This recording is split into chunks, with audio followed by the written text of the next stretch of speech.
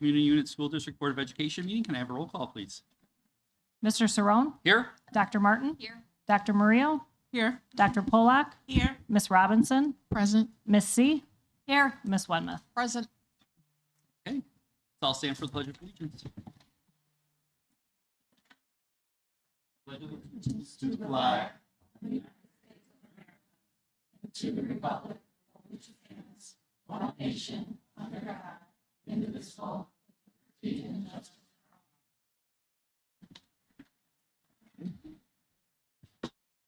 Okay. All right. Good evening, Board. Welcome, Mr. Francis and Board. We are here this evening for our Pride Award winners. So I'll turn over to Mr. Francis, and if the Board would meet me in the middle. All right, welcome everybody to our packed house for our January 12th Board of Education meeting. Tonight, the Board of Education, oh yeah, let's clap for attendance.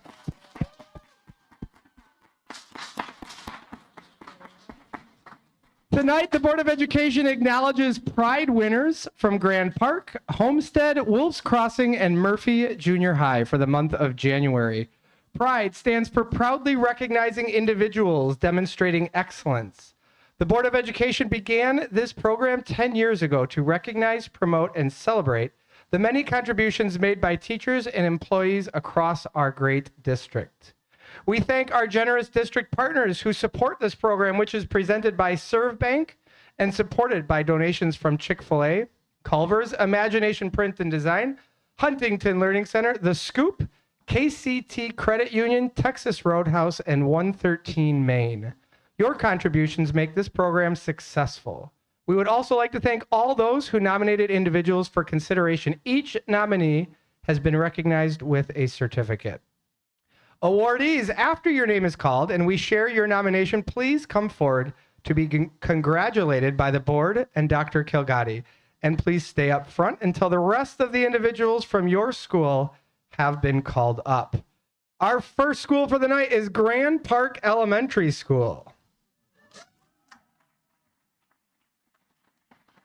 First, we have Brittany Sherman. Brittany, come on up.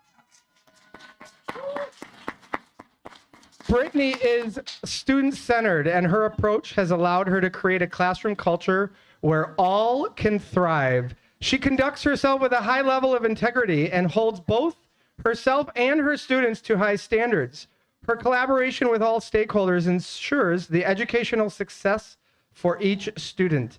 As shared by a nominator, she always treats students with respect and appreciation for their differences, strengths, and needs.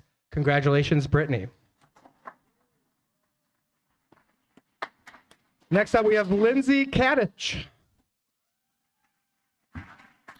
Lindsay serves her students and colleagues alike in a warm, helpful, and responsive manner. She prioritizes making her students feel valued, going so far as to lead her students through positive affirmations in the morning. Her care for and dedication to her students runs deep. A nominator said, Lindsay honors and values all learners, their similarities, their differences, and her classroom and school are a place where every child can belong and flourish. Congratulations, Lindsay. Next up from Grand Park, Erin Boberg. Erin has touched the hearts of those around her. She cares about both her current and former students, displaying kindness in all interactions. She has even initiated a group of staff members to provide support for a family going through a difficult time. One parent shared, "She is the epitome of what every teacher and human should be." Congratulations, Erin.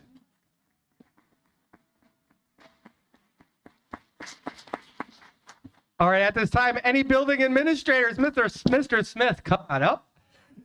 We will take some pictures and recognize the group as a whole. Oh, and last.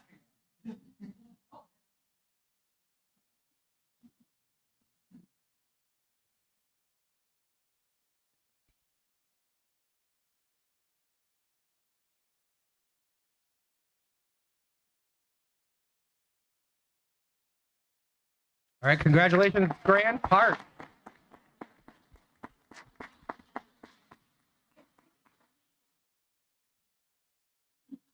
Our next spotlight school is Homestead Elementary School. First of all, we have Julie Cumblad. Julie focuses on building upon students' strengths and works to develop positive connections with all she serves. She is always eager to help in whatever way she's needed. In addition to carrying out her role as a reading specialist, Julie volunteers to organize Homestead's Veterans Day Assembly every year. A nominator shared, Julie's calm demeanor and positive attitude are contagious, contributing to a positive school environment for everyone. Congratulations, Julie. Next up, Tara Stortz.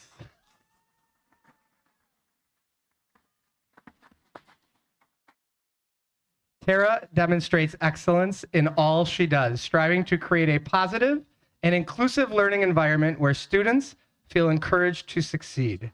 She works to build meaningful relationships with students, and her strong work ethic and care for students' growth sets an example for all. One nominator said, she lovingly guides and cares for these kids, all while showing them the joy and pride that can come inside their own independence and responsibility. Congratulations, Tara.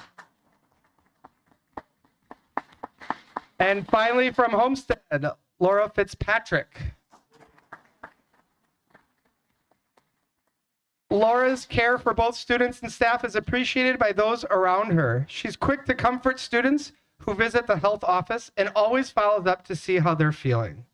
Laura also serves as a dedicated member of the community by volunteering for various events. A nominator shared, Laura always shows up to work with a smile, positive attitude, and is always ready to lend a helping hand. Congratulations, Laura. And now administrators, come on up, and we will take a group picture for Homestead. Going off script. I just want to say that the presentation, I had the privilege of being here and being at the Pride presentation. Homestead had the most awesome presentation.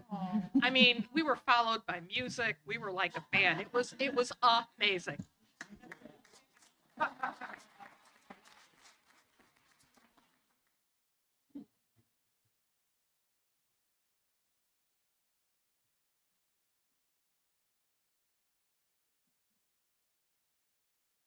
All right, one more round of applause for Homestead. And next up, we have Wolf's Crossing Elementary School. First, we have Joy Varney. Joy has made a lasting impact on students. She helps students succeed in the moment and equips them for their time in junior high. Her nominator, now a senior in high school, was one of her 5th grade students.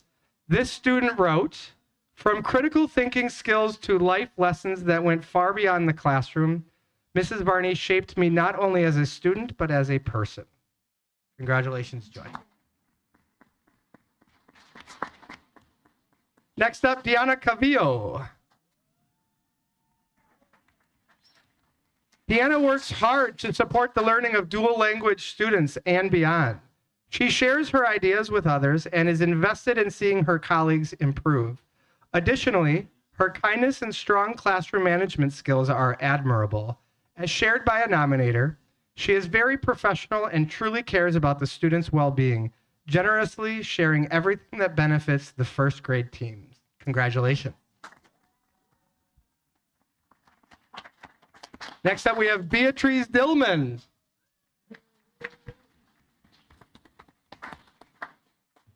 Beatrice knows how to keep the Wolf's Crossing office running smoothly, even on the busiest of days. She has the ability to anticipate needs before they arise, manage multiple responsibilities, and communicate clearly with others. A nominator stated, what truly sets her apart is her dedication to people.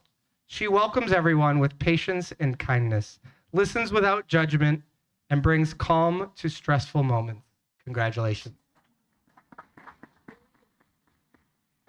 And now, Wolf's Crossing's photo op.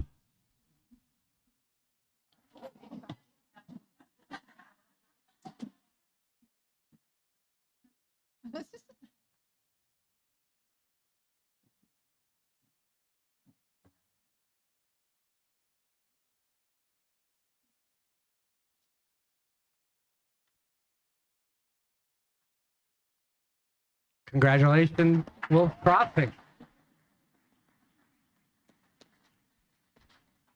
And finally, for tonight, we have Murphy Junior High School. First of all is Daniel Tomasetti. He is not able to be with us tonight, but Mr. Tomasetti has made Murphy's industrial education program his own. He is dedicated to helping students grow in knowledge, skill, and self-confidence. He takes pride in the work that he and his students do on a daily basis. A nominator shared, Mr. T has the respect of his students because he treats them like individuals and makes connections with them on their level. Congratulations, Daniel. Next up, Tracy Phillips.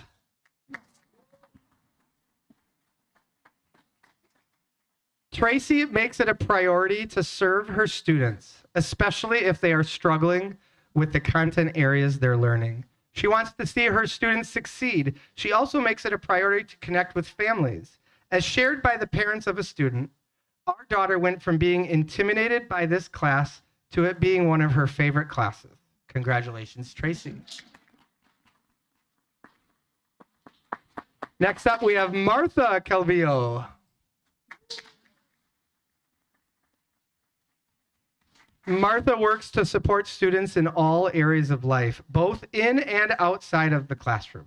She forms strong, trusting relationships with her students and also hosts a cooking club, providing students the opportunity to build valuable skills and connect with each other.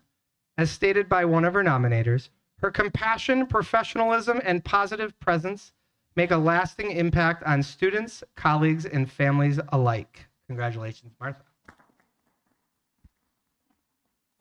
Next up, Becky Howard.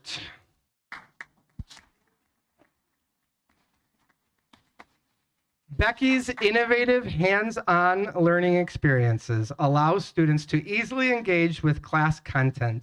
Known for her compassionate nature and as a safe space to students, Becky cultivates a classroom environment where all are welcome. A former student shared, she was a teacher who always made class enjoyable and someone I felt like I could go to. Congratulations, Becky. And last for Murphy is Dorothy Sandburn. Dorothy was not able to be with us tonight, but Dorothy knows how to relate well to students. She helps students understand material on a deep level while making learning enjoyable. In addition, her positive attitude is contagious. One of her nominators shared, she is a student-centered person with an outpouring of empathy for others' stories. Dorothy champions students to rise with her passion for helping people, especially those who need extra support or compassion. Congratulations, Dorothy, and all of our Murphy Pride winners.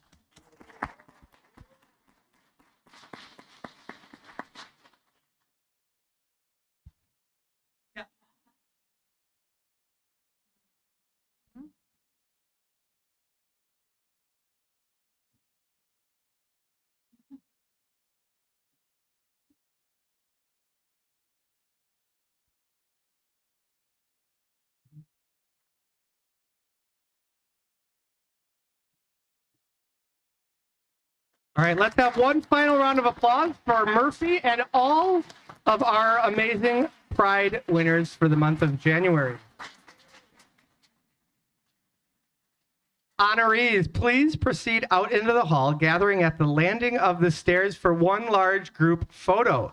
Thank you to our families and colleagues who were here tonight to support our winners. The next round of Pride Awards will be open for nominations starting Thursday, January 15th.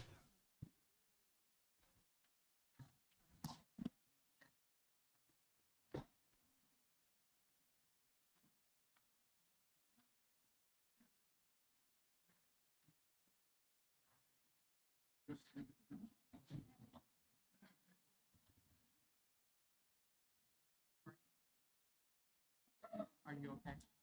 Oh,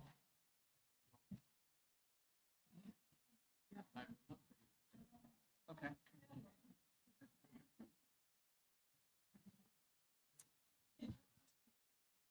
Okay.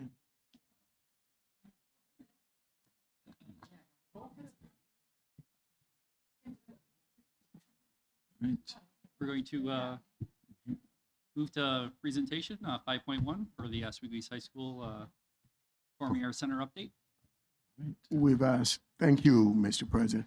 We've asked the architect, who is the project manager on the Oswego East High School PAC project, to come and present an update to the board. Mr. Alex Lopez from Performance, take it away, sir. Good evening. How do you follow that? My name is Alex Lopez. I'm one of the principal architects at Performance Services, and I just want to take a couple of minutes to give you an update on the Performance Arts Center. Oh, thank you. That would help. Is the mic on? It's Yeah, on. okay. Is it on? I just need Yes. to Yeah, speak that- louder. Yeah, Okay, sounds good. Can you hear me now? better. Okay, all right. It's more for the people at home. I hear you. Yeah. So on your screen, I just want to give you a quick update. For those of you that don't know, some of the steel in the Performing Arts Center is protected by a film that's called an intumescent paint or intumescent coating that protects the steel in case of a fire, God forbid. And so the way that works is once the fire hits it or the heat hits it, the film blows up into something like popcorn, and it protects the steel. So having said that, over the last 20 years or so, there's been some delamination lately, pretty severe, where due to potentially many things. Some of it could be improper formulation. Maybe it didn't cure right. Maybe the temperature or the humidity was a little bit higher than optimal. Really no way to tell. We move forward and we've been in the process of fixing it.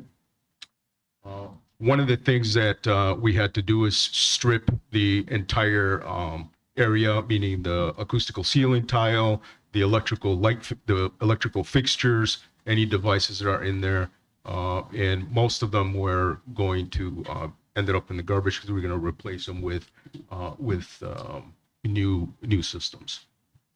The new work scope basically provides a new intumescent coating for the entire structure, and there's going to be a new finish coat of paint on top of that. Pretty simple in theory. The new finishes will have acoustical ceiling tiles or clouds, new LED lighting in that area, and there's going to be a number of devices that are going to be either reused or salvaged. It's hard to tell on your pictures, but on your board docs, you can see some of the work that's currently going on. As you can tell, there's scaffolding, plywood flooring for the workers to work to be able to work pretty easily. The picture here is a little funny on the right here because that's one light fixture, and there are many light fixtures there. So it is an involved project, and we are well on the way. This schedule is about a week behind. There's a little bit more work that has been going on. Essentially, the intumescent coating is complete. There are some finished painting there is going to, or it has started. The cloud installation will begin or has begun in certain areas. There's a lot of staging that needs to happen during this time. And then the light fixture installation will follow that. And as you can see, right now we're tracking very well for substantial completion, roughly the first week of Thursday. So, Alex, quick question for you. To a layperson, what does substantial completion mean? Does that mean we can use the space for performance? yes, By the absolutely. fifth? Okay. Substantial completion is the portion of the project where the area can be used by the faculty, the students, and the public. But there may be some punch items, that we need to perform and come back for, but those are very, very small. Thank you. And the February 5th date already takes into consideration the week behind that you were talking about? No, the week behind as far as the updates, because I had to turn in the presentation last week, Okay. we're a little bit behind. But the February date is what we're tracking to do, and we're hoping to, definitely try to hit it a few days in advance. So, The February 5th? yes, ma'am. Okay. Okay. Thanks. Can I ask about the paint itself? Yes. As far as the the substrate, the metal. Did you find any issues with that as far as going forward? Do you think this is going to stay on there? There is no issues with the structure at all. Okay. And again, this is based on just an abundance of caution. But no, we did not find any unforeseen circumstances or any issues with the structure at all. Okay, and then the fireproofing paint, is it white? It depends. And then it's covered with black paint? Correct. So it depends on the manufacturer and the formulation. Sure. Most of them are white or off-white. I've seen some black, but that is meant to be painted over with any color. I'm asking because it's really difficult when you look at a auditorium ceiling to see anything. So I'm just wondering that if we have staff looking at it to just inspect it, is the paint, the black paint, if it starts to come off, will we see white behind it, making it easier to identify any future issues? It may be. The difficult part was the actual delamination. It was coming down in thicker chunks as opposed to paint flakes that you would see. That's not something to be concerned about. Sure. Because that would be the top coat of the intumescent coating. Okay. So as a follow-up to what Ms. C just asked, what would be the regular useful life of that paint if there was no defect initially? It should last for the life of the structure. If there's no additional movement or a huge amount of moisture in the environment, but because it is an interior space, it should last the life of the building. So if you ask that could be 80, 90 years. I was going to say, okay. Yeah, absolutely. That's what you guys put in now. Correct. Okay. Correct. So I just want to, so with the repairs that are being done, once those are completed, it should have a useful life of 80 to 90 years. Yeah, absolutely. Yeah, and like anything that you purchase, there's warranty, but at the end of the day, that stuff is hard and it sticks. Thank you. Any other questions? Anybody else? No? Thank you so much. Well, thank you. Appreciate Thank your you for time. coming out. Go Bears. Go Bears. All right. Item 6.1, Superintendent's Report. Dr. Delgado.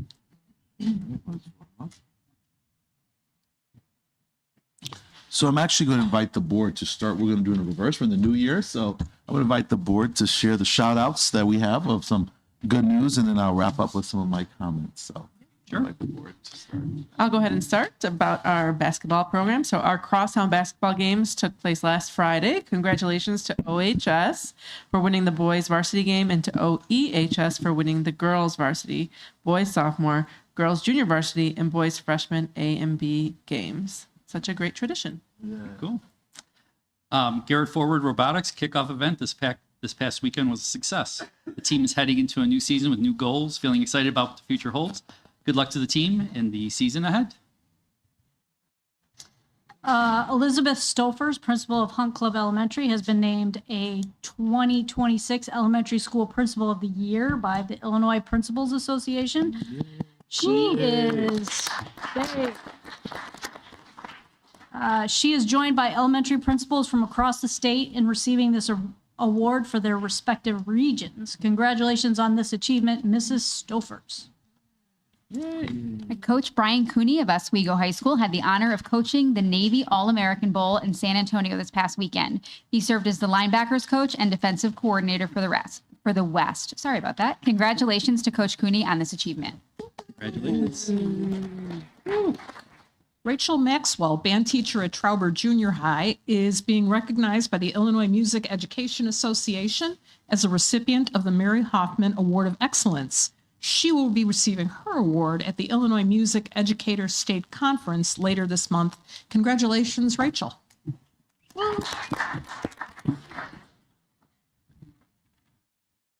Kevin Schubach, I apologize if I said that incorrectly, band director at Oswego High School, was selected as a top 10 finalist for the Grammy Music Educator of the Year Award. This is his second time accomplishing this. Congratulations, Kevin, and best of luck. Wow. Yay. Jessica Zambo, OHS class of 2022, has an upcoming solo exhibition featuring 18 oil pastel pieces. The reception for her exhibition is Thursday, January 15th from 5 to 7 p.m. at the Osterley Library in Naperville. Congratulations on this achievement, Jessica. And, you know, when you think about this evening, us celebrating our Pride Award winners with our educators, and then you hear these accomplishments, are you not surprised, right? We're so fortunate. We have such a community of dedicated educators. I got to tell you, every time it's so impressive, but this particular time, because it's so fresh right now, every one of the educators was like shocked, like me? I'm being honored? Really? There were a lot Did of you think tears, so? a lot A of lot happy of tears all around. It was very moving. It was very moving. And then the principal we'd walk out with the principal and they'd say, yeah, they don't like the attention and that was the case with almost every single one of them, right? This tremendous dedication to education. And you see it in our students, and we're so grateful from the arts and all the way to the field, athletic field, to the sciences, to robotics. You see this level of commitment, and it's very inspiring.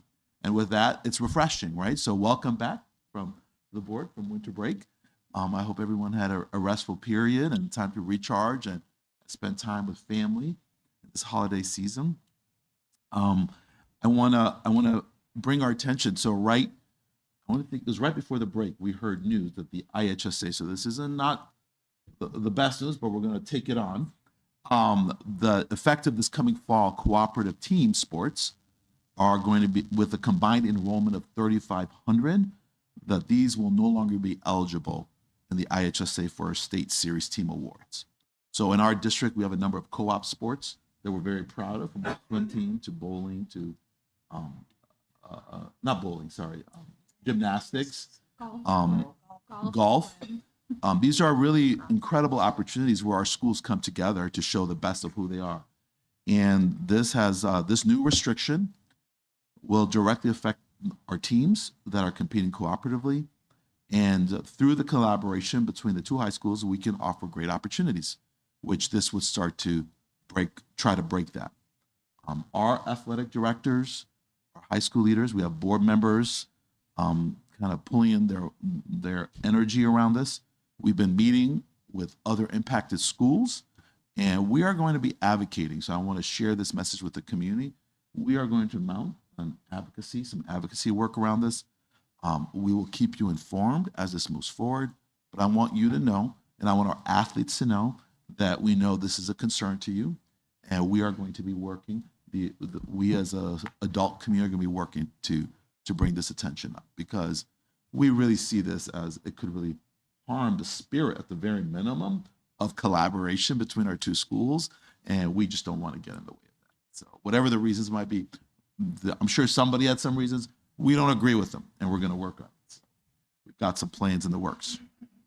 On that note, I do want to say this coming Monday, we have Dr. King's holiday coming up. This is a day that really was hard fought for in our history, both in terms of his leadership, but he represents, I would say, not just a generation, but a movement and a focus on our history. And this is an important holiday.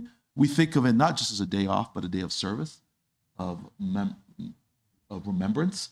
And one example of this is that our Oswego High School Black Student Association will be getting together knot blankets and different resources for premature babies at the NICU at Rush Copley. I want to thank them for that. Teresa, is that information accessible on the website so you can get more information about how to support this effort? And I want to thank them for their leadership. Anyone else can join in and meet in the Oswego High School cafeteria on Monday starting at 11 a.m. Please bring some fleece along to work on. So I apologize for my voice. I'm fighting a little bit. So, with that, I want to invite us to move on to the next item. All right. 7.1, public comment. Do we have any? Yes. On behalf of the Board of Education, I would like to thank the public for attending tonight's meeting. We value the feedback we receive from our members of the public and encourage everyone to take an active interest in their public school system. Individuals interested in speaking to the board this evening are asked to have completed a comment card and presented it to the secretary to the board. Any members of the public who have not yet turned in their public comment card to the secretary of the board are asked to do so at this time. When the secretary calls your name, I ask that you come to the microphone, state your name for the public record, and provide your feedback. To hear from as many as possible, in my authority as board president, I am limiting comments to 3 minutes per person to give the maximum number of people an opportunity to speak. The board does not participate in discussion during public comment. Follow-up to your questions or concerns may be addressed by administration through the contact information provided on the comment card. Thank you. Brent? Stacy Reese.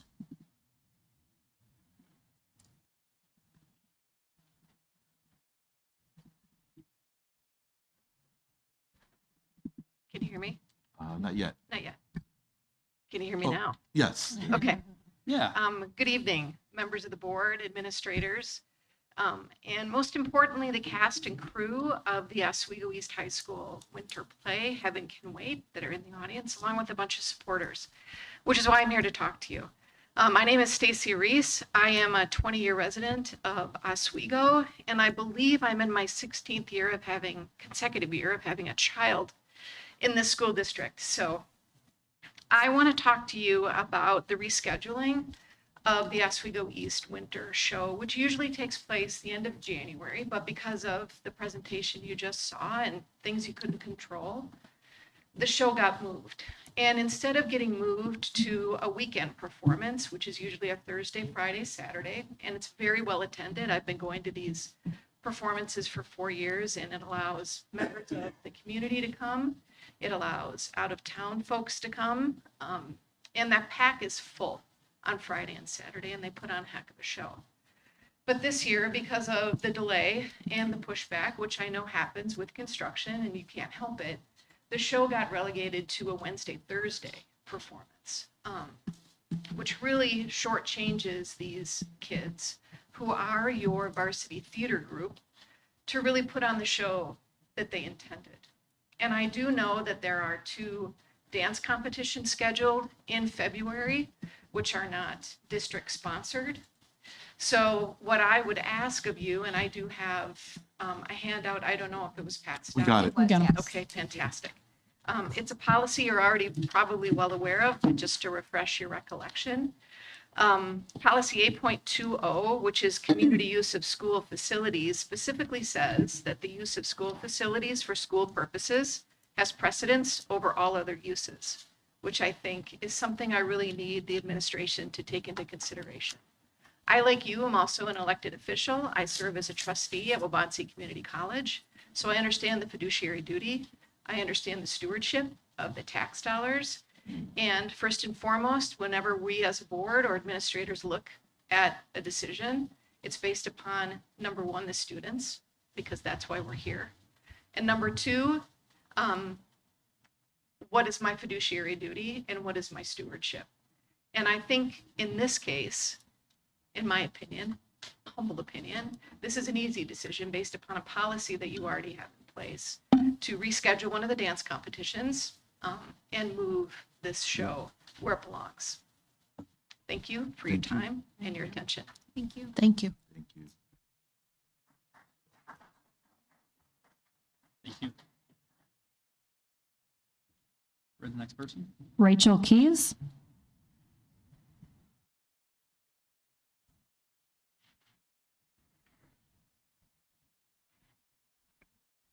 Good evening. My name is Rachel Keys, and I thank you for the opportunity to speak tonight. I'm also speaking on behalf of Oswego East Theater. I'm a parent of 2 Oswego East alums and a current senior.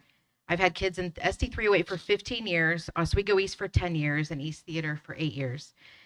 This has been one of the most disappointing years by far, all due to the closure of the PAC.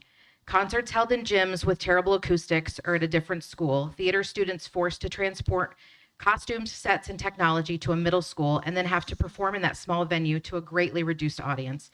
These are not small inconveniences. They have directly affected student morale, pride, and the quality of their experiences. If you've ever attended an East Theater performance, then you already know the level of excellence that Mrs. Chandler and Ms. Belewski bring to this program. Their shows are consistently high quality, student driven, and something this district should be incredibly proud of. These students don't just participate in theater, it's part of who they are, and they rise above expectations. They deserve the opportunity to showcase their talents when the majority of their community and supporters can actually attend. Theater is not meant to be performed to empty seats. Just as athletes need fans in the bleachers, actors need an audience to perform for. Weekday performances simply do not draw attendance. East Theater also relies on ticket revenue to sustain the program, and they already took a major hit in the fall. Last month, I sent a letter out requesting a timeline for reopening the PAC and a plea for putting the students first. I received a timeline from Raphael Obafemi, which is much appreciated, and it follows pretty much what the gentleman explained tonight.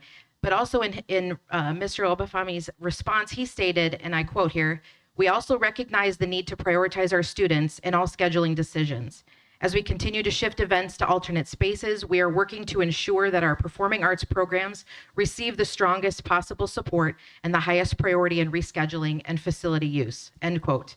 And yet here we are. This is the moment to act on that belief. This is about doing the right thing, about choosing students over outside groups, about recognizing that these students have put in countless hours of rehearsal. In fact, a lot of them came from rehearsal tonight just to come to this meeting, their preparation and passion, and they deserve to perform on a weekend when their families, friends, and community can fill that PAC and support them. These theater students don't ask for much, but they do ask for an audience, and they deserve a great one. I believe you all ran for the school board because you care about our students. I believe you support them, and this is your chance to prove it, to do something amazing for East Theater and show these students that they truly come first. Please allow East Theater to perform their winter show on a weekend in their own PAC like they have always done. I ask that you put students first where they belong. Thank you for your time and consideration. Thank you. Thank you.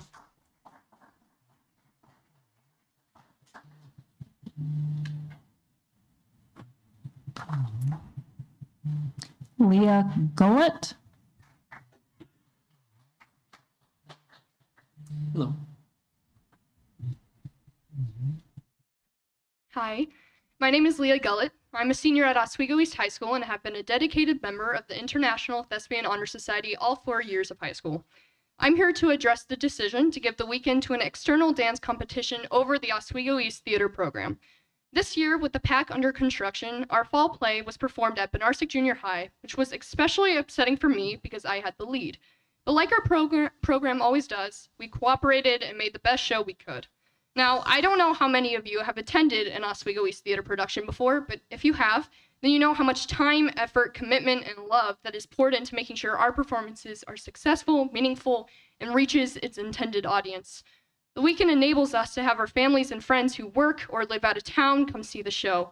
But more importantly, it honors months of dedication to our craft by allowing our work to be witnessed, understood, and reflected upon. Our work deserves the time and space it normally has to be shared properly to everyone who wishes to experience it. We aren't asking for special treatment, but to be valued and supported in the same way we're told our activities matter. Disappointing, especially as a senior, to think that the school board would choose to not give us the opportunity to perform in the PAC on a weekend. We have given so much of ourselves, our energy, passion, and heart to this work, and it is painful to feel it overlooked and dismissed. As an Oswego East student, I sincerely hope that my perspective is taken into account and that the decision is reconsidered with the care our work has rightfully earned. Thank you. Thank you. Thank you.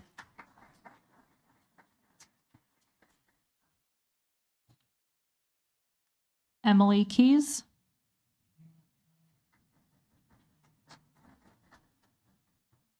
Hello.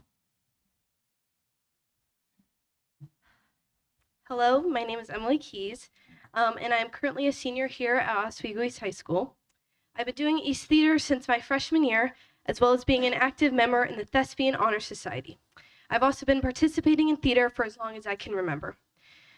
I want to start off by saying that me and many other East Theater students are grateful to have this opportunity to speak and express our feelings over the current situation.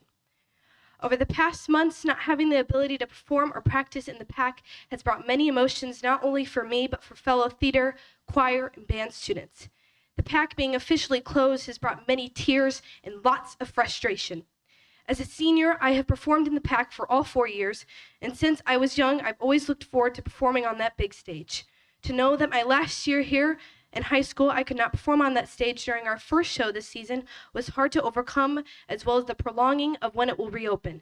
And although we still get to perform our show in the PAC for this winter show, the students should get the priority. Our Performing Arts Center is a place for us to show our work. To me, it's a second home. For every single show we perform here at East, the directors, cast, crew, and stage managers put so much effort into it. We rehearse almost every day after school, memorize and practice lines, and block each scene and build each set from show to show. Every show deserves an audience, even this one. It truly makes a difference to have an audience full of people.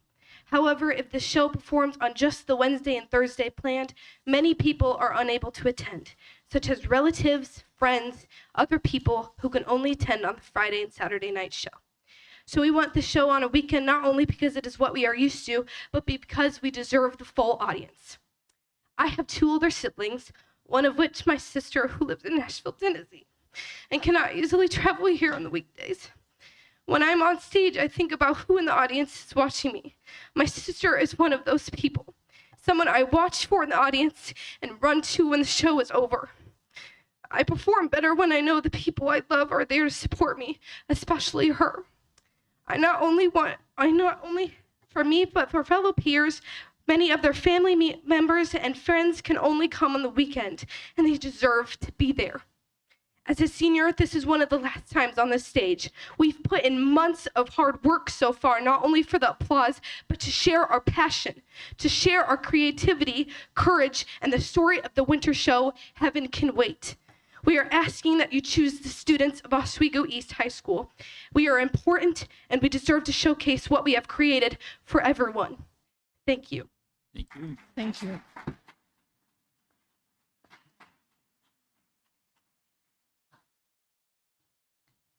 Connor Reese.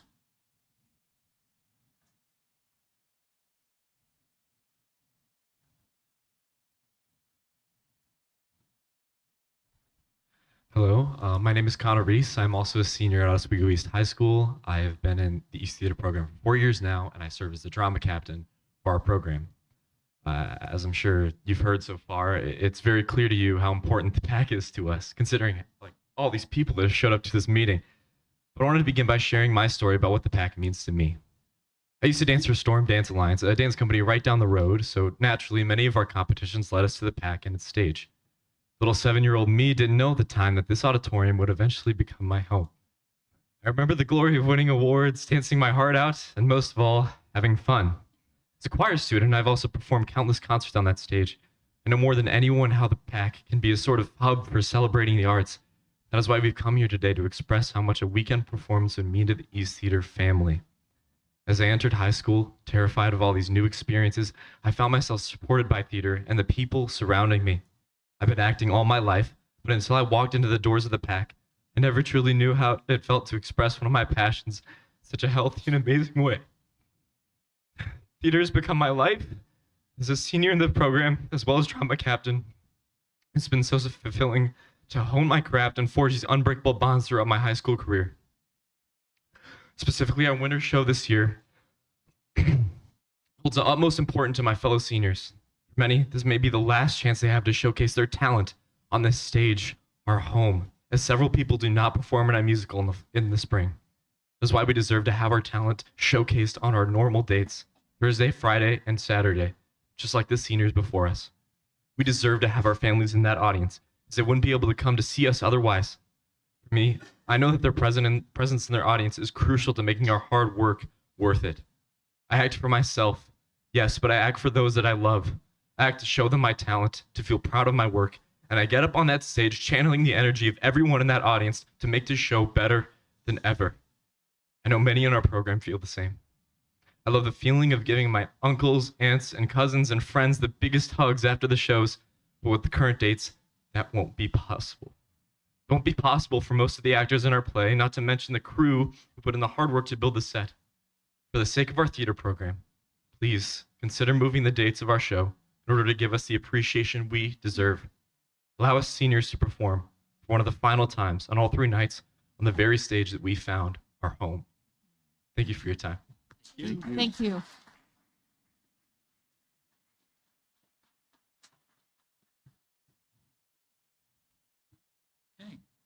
Thank you, everybody. We're moving to 8.1, student board member reports.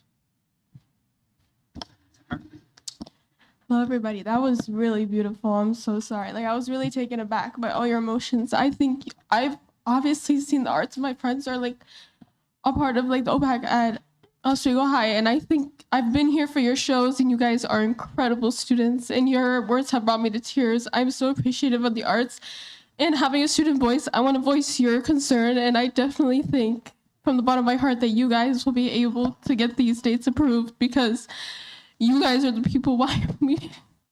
I'm so sorry.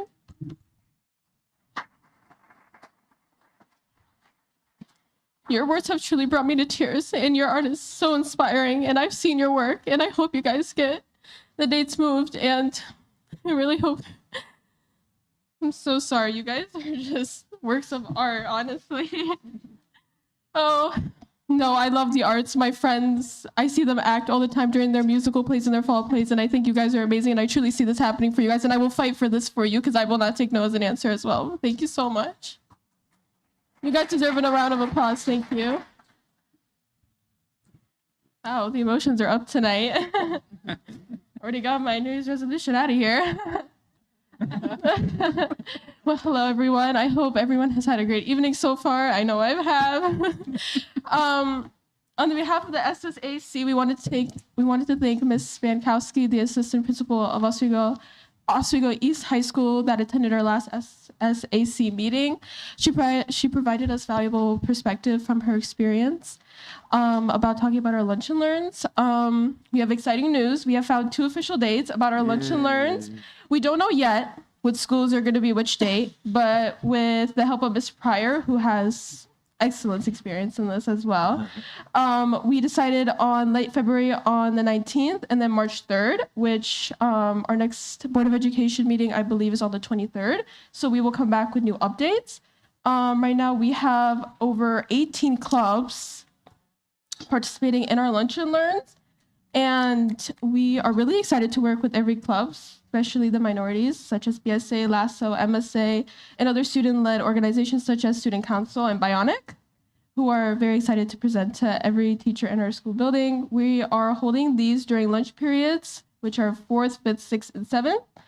And we are working alongside the Department of Communication, who sent out a questionnaire on last week on Wednesday, and it will be closing this Friday. And we ask grade levels from 8 through 12 to answer that question to help us,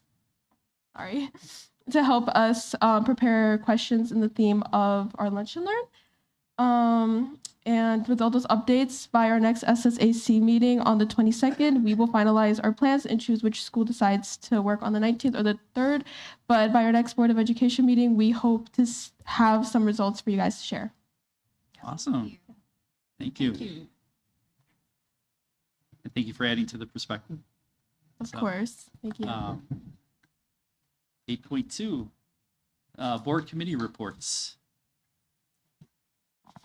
We had equity and policy committee meetings.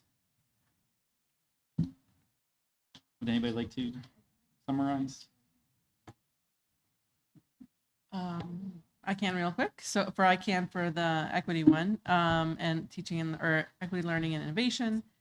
We heard several presentations, an update on some course proposals coming for ESL, an overview of multilingual learners and the dual language program,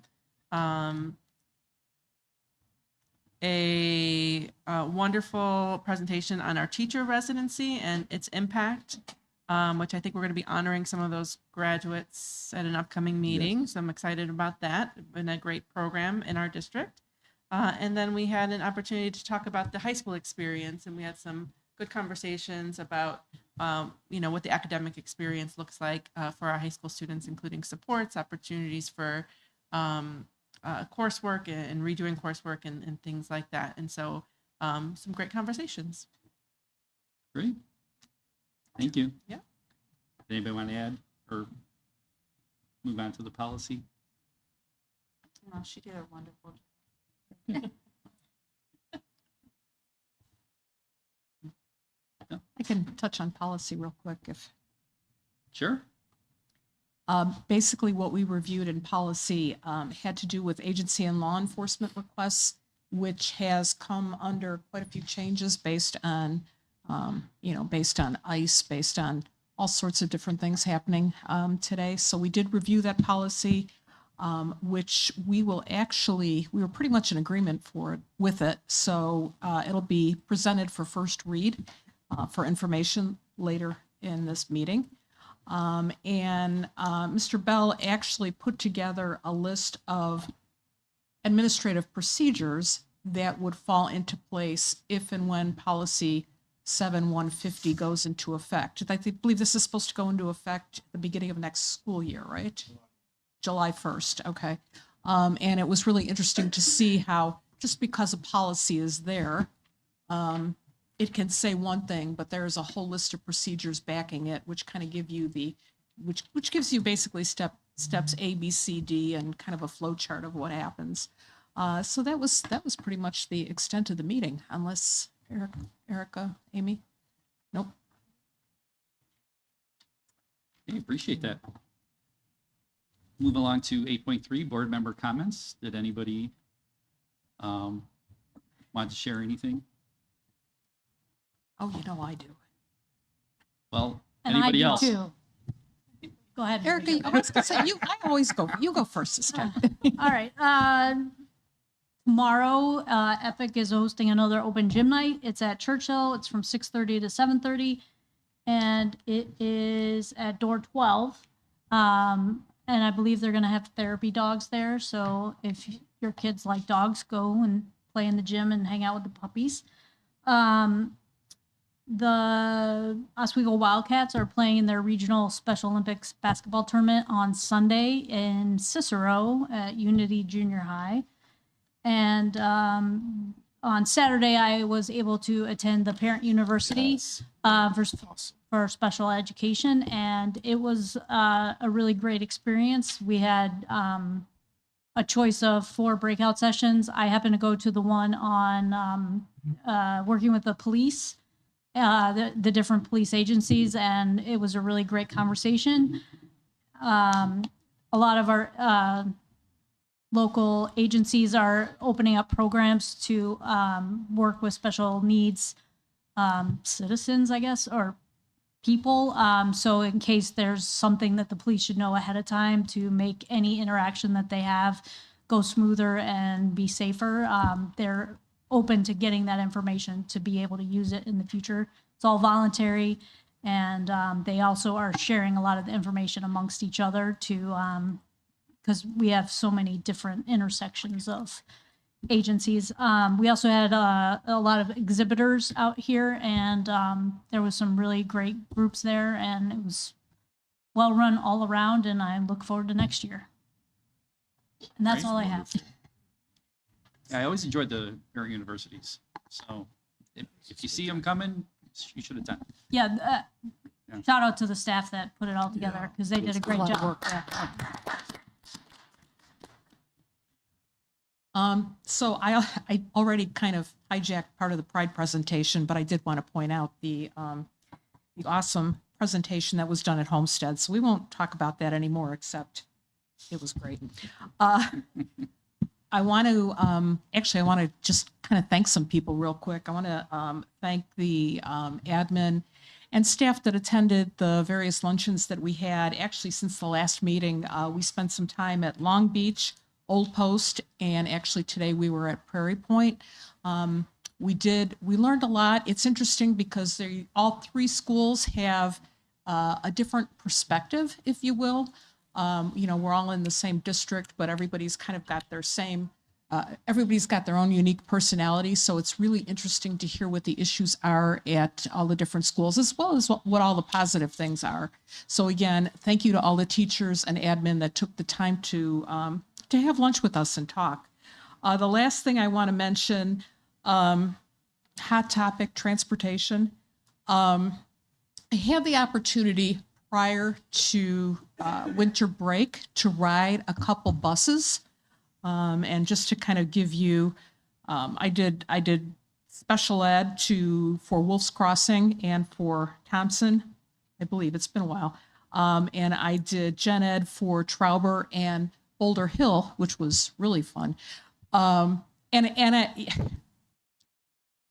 Elementary school is definitely a challenge if you're driving a bus. Let me just say that. Probably out of all of them. What I wanted to say was, I mean, certainly the routes that they put me on were probably the better, the less challenged routes. And I know that doing those 4 runs, I didn't get a true perspective. However, I would like to say for those drivers that do come every day and that are, dependable and do their job and deal with our students on a day-to-day basis, I think you're rock stars. I think I got a better appreciation of that. So again, we all know transportation has issues. We're shorthanded and people don't show up. But for those that do, again, I don't think I could do what you do on a regular basis. So I give you all the props in the world. And that's it. Yeah.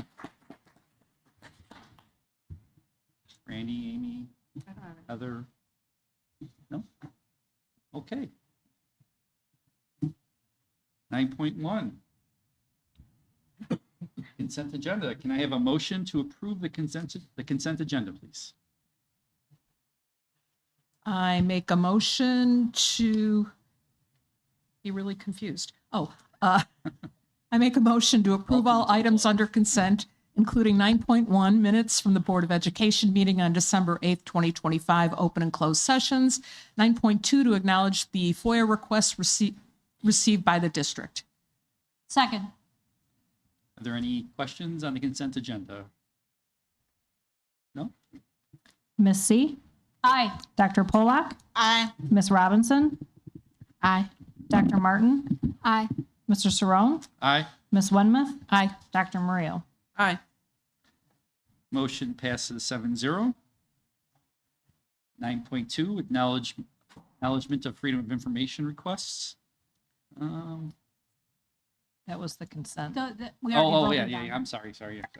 That was 9.1, 9.2. And then information, 10.1, financial information. Raphael. Thank you, Mr. President. In the financial package that is included in the board package today, I included an analysis of financial report that is normally released by the Governor's Office of Management and Budget. They normally do a projection of what the state's financial picture looks like for the year, as well as going back the next 5 years. And normally it's pretty mundane, nothing, if you look at the one from last year, it was pretty standard, nothing out of the ordinary there. But the one that was released in October of last year, I felt compelled to do an analysis of it and to share that with the board as well as with the public. And what it shows is that the state of Illinois is facing some significant headwind in the next 5 years. And since we get about 50%, about half of the revenue that we use to run the district, it will have a negative impact on us moving forward. And so we will have to make some tough decisions as we budget for 2027 and all the way to 2031. If the analysis and the forecast that is released by the Governor's Office of Budget is to be believed, which they do a very good job. I will say I used to work there at some point, so I know how well they go in trying to do the analysis. I mean, just to point something out, just to give you an idea, the state approved a 2026 budget, which is the current year budget that the state is operating on. Even though the budget was balanced, we know budget is based on best estimate. Even though the year is not even close to being over yet, the revenue for 2026, the state is going to end up with a deficit of close to $300 million from an approved budget. And if you look at the memo, then it gets worse over time. And so, and I wanted to bring it to the attention of the board as well as the public. So as we develop the 2027 budget, we will have to make some tough decisions in order to have a balanced budget. And part of it is that revenue that we use to run the district, a good size of it comes from local revenue, which is property taxes. It's the biggest source of revenue, followed very closely by state revenue. Now, and a bigger part of that is actually EBF, which is the general state aid. Now, what the state has done since EBF became law, if you will, back in 2017, the state is committed to funding about $300 million that is then divvied up to the school district based on the tiering, what they call adequacy. Now, the That's an state has been incremental $300 million $300 million. on top of what the Right. So the state has been able to fund that because the revenue has been there, except for during the pandemic in 2021, when the state wasn't able to fund that. Now, with the revenue projection that was just released in October, it's highly doubtful that the state will be able to do that. And if we're reading between the line, if the state is not able to do that, we should be prepared for the possibility of the state not being able to provide that level of funding, then it will have negative impact. So we have to prepare a budget in 27 and up to the out years with the recognition that it will impact us negatively. So I just wanted to say that. So next month I will be coming before the board to do a presentation of our district's financial projection for the next 5 years. It will be from the same time period they did, from 27 all the way to 2031. And what it means is that we have to align our spending, and we also have to align our projected revenue with the reality of what faces us. Any question? No, I attended a governing group for Plainfield, and they have similar challenges. Yorkville seems impacted the Collier counties a little bit more than much of the other parts of the state. I think, for example, districts that are located north of the state, I would say Northern Cook County, Lake County, those districts tend to rely more on property taxes. And so property taxes tends to be the most reliable source of revenue for school district. We appreciate the percentage of property taxes that we get as a district. However, it makes up about 44-45% of our revenue, which means we are more subject Relying to the good or bad, vagaries, yeah. the vagaries of state funding, Right. which we know the state of Illinois has some significant structural deficit problem, which means it will impact us moving forward. So I know there's some district up north, they only receive as little as 5%, 2% from the state. So the state's suffering from structural deficit doesn't impact them the same way it will impact us and some of the districts that you mentioned here in the Collier County. You mentioned that you're going to come to another board meeting with another presentation. But that presentation will be based on like possibilities, like if this happens, because we don't know that any of this, or on your best guess, is that because none of this, some of this seems like this is likely to happen, but we don't know the total impact. Am I stating that correctly? That's correct. Except when we are building budget, we're doing projections on revenue and expenses. What we have to do, we have to use what is more likely than not in developing what the revenue is going to look like 1, 2, 3, 4, 5 years from now. Mm-hmm. So in order to be prudent and careful with the way we manage our resources, we have to take this information into consideration in developing those projections. And Yeah, are that those makes going to be sense. on the expense side, is it going to be with assumptions of adjustments, or this first go around will kind of be a flat line? Right, this first go around, there are some assumptions that actually haven't developed. I'm just waiting to, what I'm waiting on is the CPI for December. The CPI for December comes out. If we're lucky, it will come out this week. There have been some changes to the way economic data have been released. It used to be an article of fate that the third week of the following month, you get the prior month CPI data from the Bureau of Labor Statistics. But I know with the government shutdown last month, a couple of months ago, that delayed that. So hopefully we'll have that by this week. And since property taxes makes up a big component of our revenue, what CPI does for the 2026 levy will play an important part in our revenue for 27. So that's why we have to wait till February to present that. I mean, but to the question that was being asked, what we will do is we will assume that without making any cuts right now, what will the picture look like? We'll assume that the state contribution to our funding stays flat. We don't get any more new money from 27 all the way to 31. That's what we assume, and that's EBF. We'll also assume the same thing for mandated categorical funds, which is the one level of funding that the state doesn't have any same level of commitment they've had to EBF. What they've done and what the state has done over the years is they've prorated that. So even when things were good, the state prorated that. Fancy word for reducing the amount that they give us.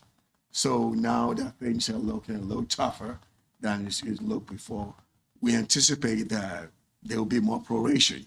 I know when we met with the Speaker of the House when he came to the village of Oswego, that was one of the things that we talked to him about, trying to see there will be less proration in addition to continuing to fund EBF. But we also are realistic in knowing that the state only has enough revenue. And the majority of the commitment that the state has is mandated by the Constitution. So the state doesn't have any flexibility. For example, pension contribution. Right. It has to be made. Commitment to Medicaid has to be made. Those types of things are required to be made.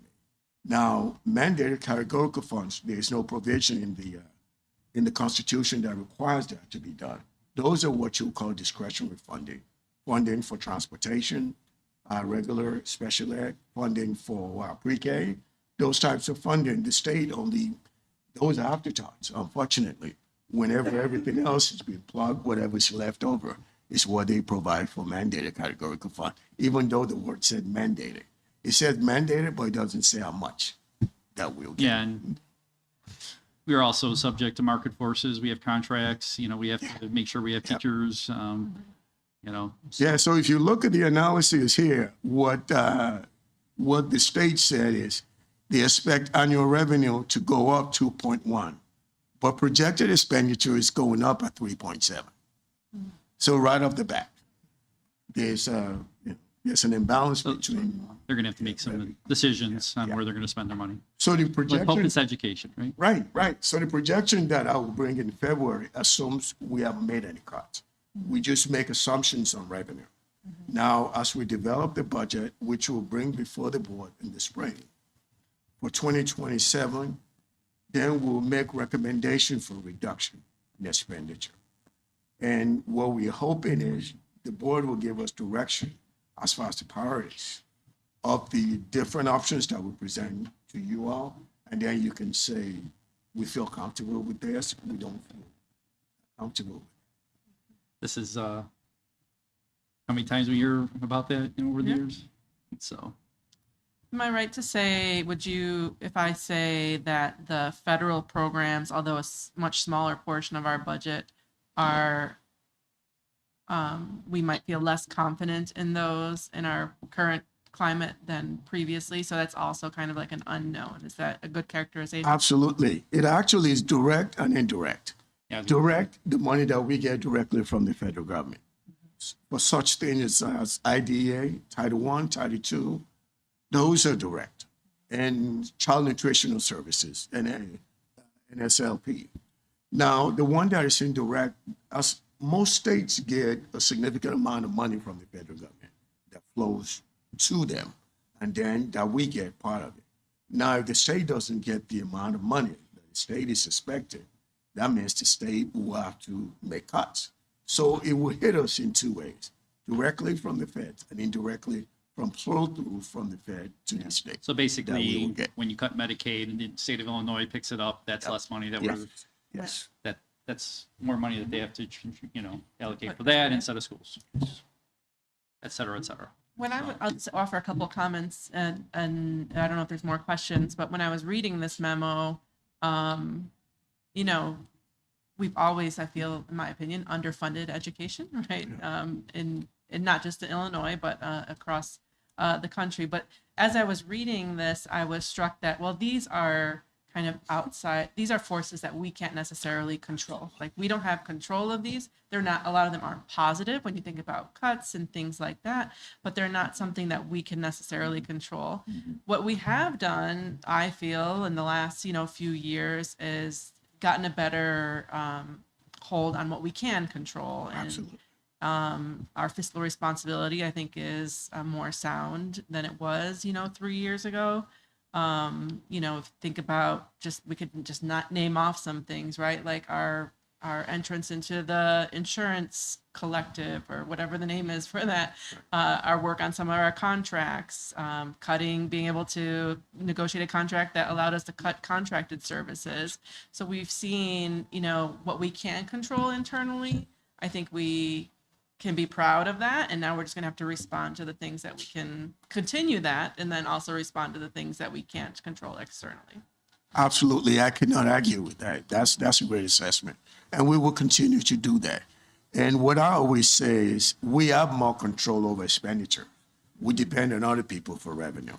Yeah. So on the expenditure side, we're doing a lot of things to control expenditure, some of those things that you've named. And we will continue to do that. But we need folks, other folks, to help us. And one of the areas where we've been struggling in the local fund revenue part is fees, which I will talk about in a minute when we get to that area. For example, just last year, at this time of the year, we had collected about 78% of fees. As of the same time this year, we've only collected 58% of fees. Our expenses hasn't gone down. Our revenue is challenged, but we need our parents to pay the fees that we need to be able to give them the world-class education experience that they're used to. So that impacts us too. So for example, at this time last year, I believe we've collected close to 4.5 million. And as of today, we're looking at just slightly north of 3 million. That's $1 million that we can use for programming. Because as you mentioned, Dr. Maria, we are doing everything we can to be responsible, to be responsive, to be prudent with expenditure. We are. Yeah, there were some changes at the state level as far as collection of fees and things along those lines, but I like to talk about that too much because, but that contributes to this downward trajectory. Yeah. So will we be able to see kind of a crosswalk between, I know in the memo, and thanks for the memo, you talk a little bit about state reimbursement pressures. Will we be able to see like what the state actually reimburse us for, like specific to some of our specialized programs versus what we actually spend? Yeah. Okay. Yeah, that's a great idea. And maybe at our next board meeting, we'll come with some examples of that, because I think the community understanding, even fees and how those impact us is an important thing. So we'll bring some examples next board meeting. Thank you. I know sometimes it's easier to say, get your house in order before you start asking for more money. And we've absolutely have done that the last 2+ years. We've looked at every single expenses. Even the way we budget is different. It used to be we just added 5% to all the expenditure class, and we moved on. We don't do that anymore. We have zero-based budget. Every expenditure has to be justified line by line before we allocate. And if it cannot be justified, those allocations are not made. I mean, we're doing everything we can to be as efficient as possible. Why not impacting the educational experience of our children in the classroom? I have some Yeah, go questions. ahead. This year we went from tier 1 to tier 2. Yes. Do you think, is it possible for us to go back to tier 1, or are we going to be in tier 2 for a while?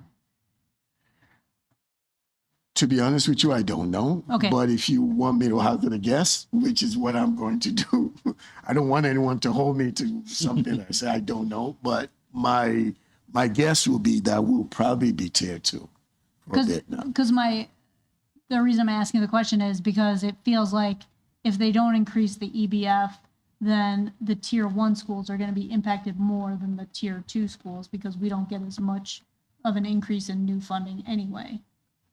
So I would want to be in a tier 1 with everything being Right. equal. Yeah, Even compared at- to 70, right, I would like- even it's a new because they calculation, get the most 77% money or something Right. like and the that. new money that comes. So But if there's I no can new help it- money, then we're not going to be getting our hopes up, basically, is what I'm trying to say. we will still be in a better position Yeah. if we were tier 1 than being tier 2. Okay. And one of the reasons why I don't think we'll get back to tier 1 in the immediate future is that CPS went from tier 2 to tier 1. And the majority of the revenue that the state gets when it comes to education, CPS is the 800-pound gorilla. They get the majority of it. So as long as I think we'll be able to get to tier 1, if CPS goes back to tier 2. Okay. So, and the financial challenge that they face is even much more significant than ours. So that's my guess that we'll probably stay tier 2. Okay. And then I had a question about, you talk about the federal tax code change resulting in less income tax for the state. Do you, I know that involves deducting all the business expenses in the first year. Do they project the second year? I mean, are people going to be spending those business expenses in the first year and then not in the second? I think what they're talking about, part of that is the base. If you shrink the base the first year, it's hard to catch up Right. with money. So if you lose billions of dollars in the first year, even when things kind of level out, you're still in the hole. So what you're doing is filling the hole, if Okay. you will. So even though it's the first year, it will still have significant ripple effect, if you will, in subsequent years. Okay. And do you know, is that federal tax change for the future, or is it just for the No, 1 it's year? just now and into the future. Oh, it is into the future. Okay. And then my last question was, transportation funding. Do you project that they might be reducing it further, the reimbursement, or no? My thinking is every time, even when the state didn't have any financial issue, the last 3 years has been beautiful financially for the state for a number of reasons. During COVID, the ESSER money, the state got ESSER money too, significant amount of money. From the shutdown, the economy revved up because there was a pent-up demand. So there was increase in business revenue that the state got, increase in taxes. There was a lot of revenue that came. So everything was doing well. Even with that, we went from, in 2025, we went from 79% for regular education to 69%. Special education, we went from 71% reimbursement to 61%. That's when things were good. So now that things are challenged, I anticipate that it will be proration in order to be able to try to stick as much as possible to funding EBF. Well, it kind of feels like they increased the EBF, but then cut the transportation to kind of balance that out. They actually didn't increase EBF. EBF has been in place since 2017. No, but they were talking about not increasing not giving any new funding to the EBF. And they haven't. Well, but no, they gave the 300 million. Right, which is what they The promised. baseline. Yeah, yeah. Yeah, it's a baseline they promised. Even when they had more money, they didn't say, "Oh, we're going to increase EBF." Mm-hmm. They just made. The fact of the matter is, the state of Illinois got significant budget problems. I mean, really. And if you look at, that was one of the reasons why I included in the memo, the rainy day fund that was set up. That was only set up a few years ago. Even that rainy day fund, even though it sounds like it's a lot of money, is only going to last us 15 days in the case of a rainy day. So it's got to be not even really rain, it's going to be a spittle. It's only going to last us 15 days. So I'm good now. Oh, yeah. I don't mean to get in the weeds. No, it's important. no, that's fine. This is the time. Anybody So- else?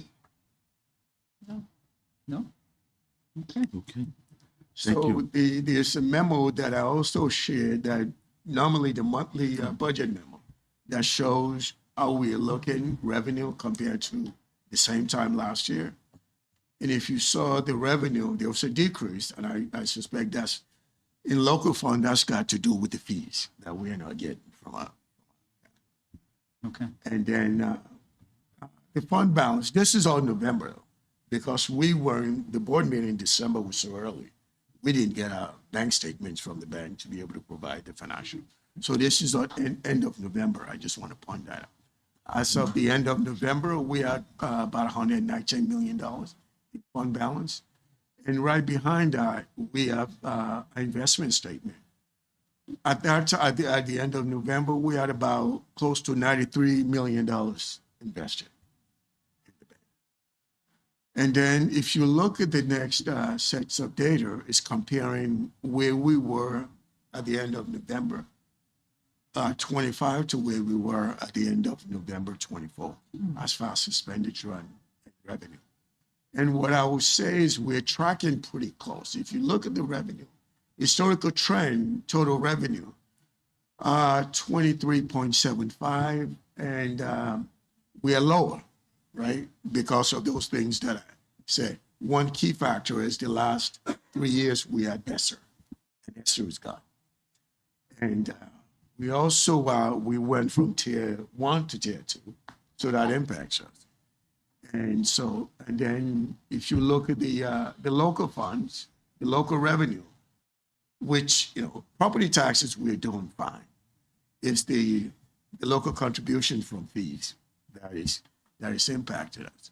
And if you also look at the state revenue here, it's the same thing I just mentioned. EBF is lower this year than it was last year.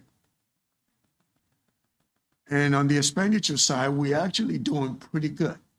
Historical trend, we will have been at 35.8% of the budgeted amount by the end of November. We only at 31.45. So we are doing the best we can to watch how we're spending money. Even in salaries, we're lower than what the historical trend has been. Even in all objects, we will have been at 43.6. We're only at 30.36. We are doing everything we can to manage our money, to manage it well. Do All right, know? Mr. Obafemi. Okay. Oh, go ahead. I just had a question. I was just thinking about the fees that we're not getting. Do we know if other districts are having the same issue, and if they have any tips or tricks that we might use in regards to that? The answer is yes and yes. Okay, good. So what a lot of districts are doing is they've actually resorted to collection. They hire a collection agency because the law does not forbid you from doing that. And they employ the service of a collection agency to go out and try to get the money. That's And what are a they lot of generally districts- paid by what they recover? Yes. Okay. Yes. Okay. So the other memo I wanted to share, it relates to what we talked about a little earlier, CPI. The CPI for November was actually, it increased by 20 basis points. So for the 12 months, It's 2.7. More likely than not, I'm forecasting that the CPI for December that we will use for the 2026 levy is probably going to be closer to 2.7, 2.8.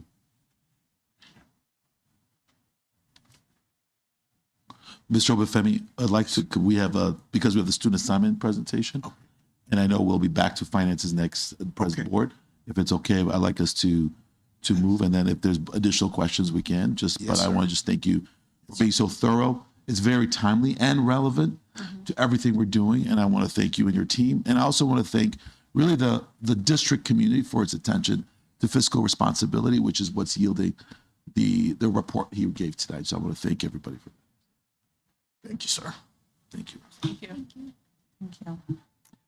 Okay. Let's see, what number are we on? 10.2, student assignment proposal. I'm assuming Kincaid. that's Dr. Kincaid. Yeah. So I will definitely kick us off. What I would like to do, though, is recognize and honor some people that we have with us tonight. We have spent many hours, days, weekends, nights, poring over data, maps, feedback. Really, first would like to thank our community for coming out. We had several sessions in December at OHS. We also had specific meetings of our impacted neighborhoods also, and really had some great turnout, some good dialogue and conversations. Our task force was a wide kind of cross-section, including parents, teachers, staff, admin, and both at the district and building level. But here with us tonight, and very soon you'll see why, we have Jill Decker from Southbury, Sean Smith from Grand Park, Kelly Merritz from Churchill, Courtney Russell from Wolf's Crossing, Jeff Rinaldi from Fox Chase, Laura Bingham from Murphy, Brian Hessick from Plank, Jennifer Pryor from Bednarsik, Margie Hardigan from Oswego East, John Francis from our district office, Jeremy Bell, also from our district, Teresa Kamitis from our district office, and also serving on our task force was our board president, Dominic Cerrone. So, A lot of work. So with that, one of the first tasks of our task force was really what are our priorities as we look at potentially looking at changing our student assignment. So yes, student assignment is essentially where our students attending school. So we really wanted to make sure, working in partnership with RSP, that is our company that we work with, that does our not only our student enrollment projections, but then also our building capacity analysis. They were here and presented to us in October and has been an ongoing partnership throughout, meeting with our team and our task force monthly. So looking at that data for this first phase of student assignment movement, we really wanted to minimize in phase 2. But as you'll hear on our next slide, we wanted to take a phased approach, tackling what was our greatest need at this time, but really making decisions based on their students' proximity to potentially a new home school. So last year, we talked about the realignment of our specialized programs, both special education and English learners. We focused on our STARS program, establishing hubs. We have made some movement in our SEI programming, but then also started a new third site for our dual language at Wolf's Crossing. In phase 2, we really looked at our student enrollment. So what is that new growth, especially along Wolf's Crossing? As we got deeper into our analysis, focusing on 2 schools impacted the most, both Southbury and Grand Park. We will also be talking, as we've heard earlier today, about a recommendation really tied to transportation efficiency. So that really encompasses the recommendations you will hear from our task force today. And again, really trying to limit the specialized program movement. The reason why we're going into a phased approach is because while we recognize the differences amongst our junior high enrollments from Ben Narsic around 500 to Trauberg just over 1,000, in order to impact the student assignment boundaries of Trauberg, it is a much larger impacting both elementary, junior high, and high school. We also identified through the work of the task force, there are a few geographical areas around our district that we might want to consider student assignment changes that again would require additional changes above and beyond what we're looking at phase 2. So the team is committed to a phase 3 and phase 4, looking essentially across the district, both elementary, junior high, and high school. So we first started in where was the new growth. In working with RSP, there is new growth projections both happening now. So the areas in green is current new construction.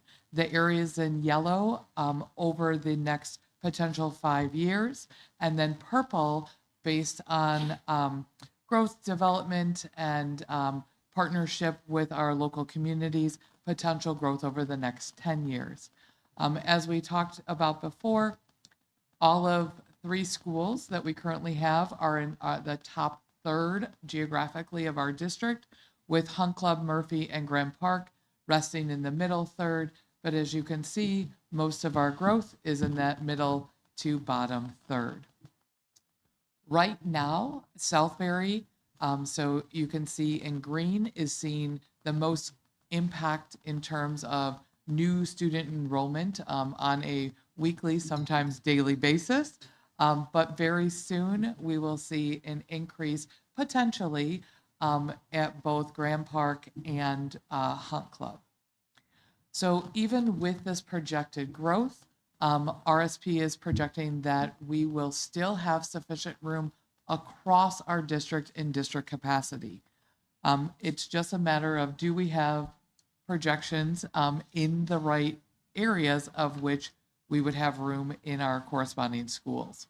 So even when we look at every level, being elementary, junior high, and high school, we do project over the next 5 years having sufficient seats across the district. So looking at phase 2, as some of our priorities, we wanted to look at our feeder patterns. Currently, Southbury is our only elementary that does split to 2 different junior highs, with a majority of the students moving to Trauberg, but some of the students, and we will hear about that area tonight, moving to Murphy. So the focus of our phase 2 recommendations are at Southbury and Grand Park. So I know this is a lot of data, but this is something that we have looked at quite extensively over our time. This is our current enrollment and projected enrollment. So as I mentioned, RSP did relook at our functional capacity because as part of phase 1, we did have some movement of our specialized programs. And when we move our specialized programs, we do see changes in our functional capacity just because of the need for additional rooms with some of our specialized programs. We have been looking at our enrollment because we have seen some increase in enrollment across some of our elementaries from our projections last year. And then we do have projections from RSP. As you can see, right now, Southbury is projected to be over 100% capacity. They are the school that is highlighted. Whoa, wrong button.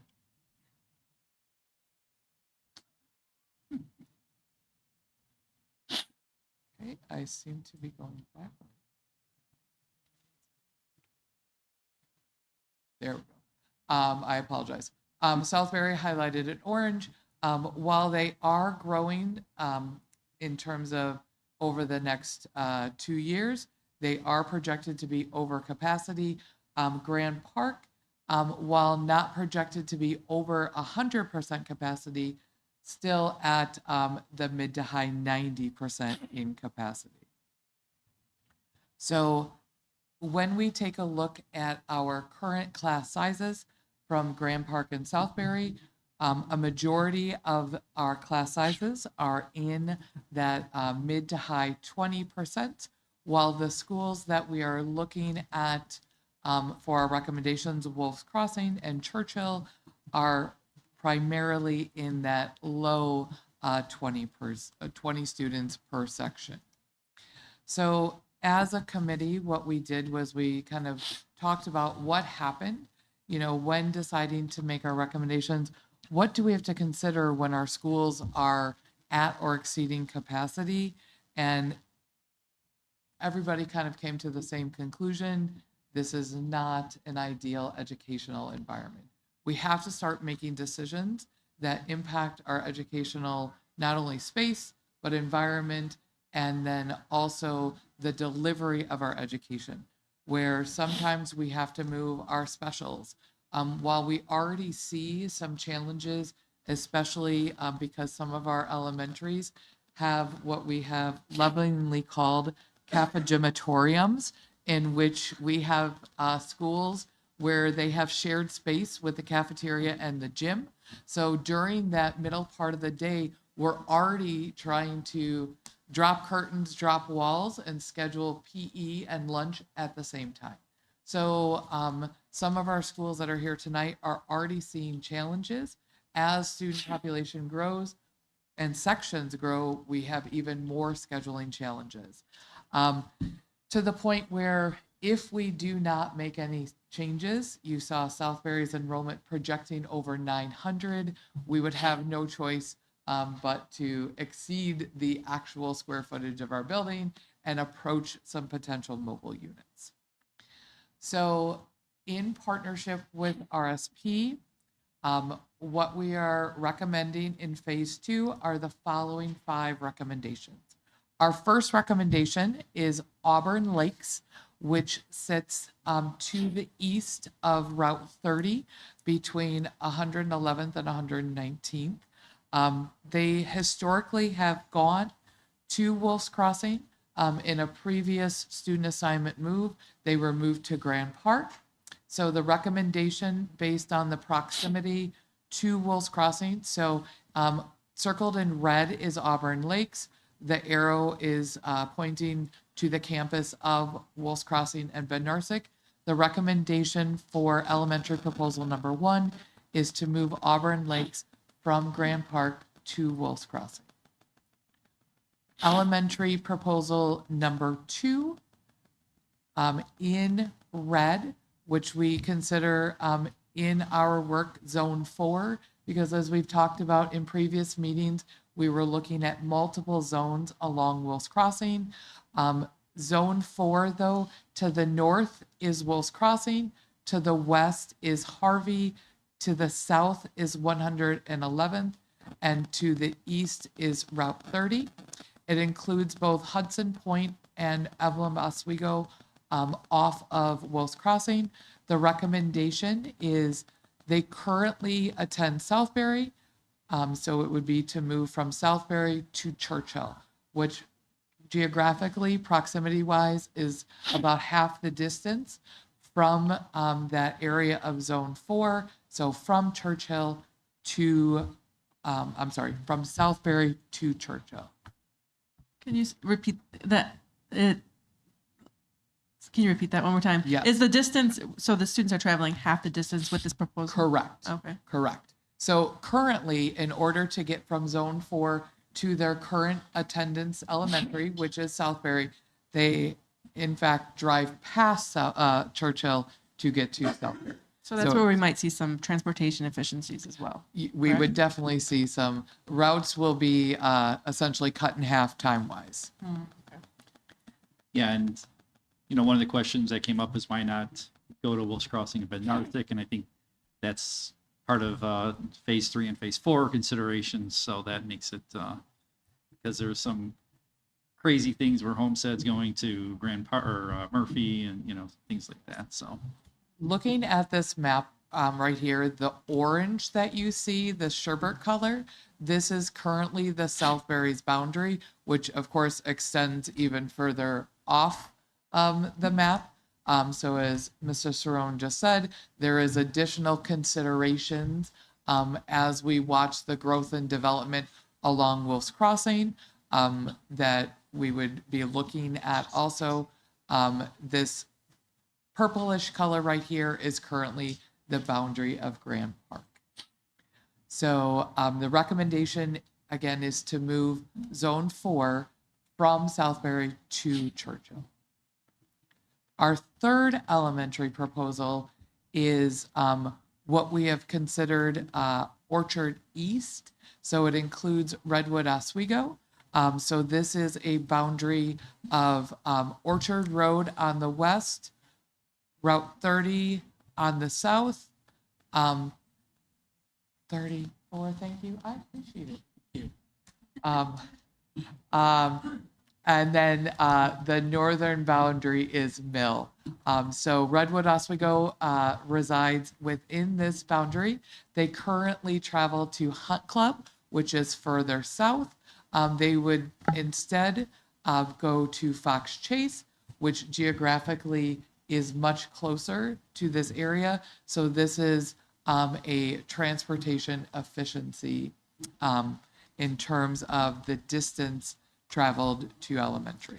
Dr. Kincaid, can they walk? Can those be walkers to Fox Chase? So I believe crossing Mill is considered a hazardous crossing. Mr. Rinaldi says no.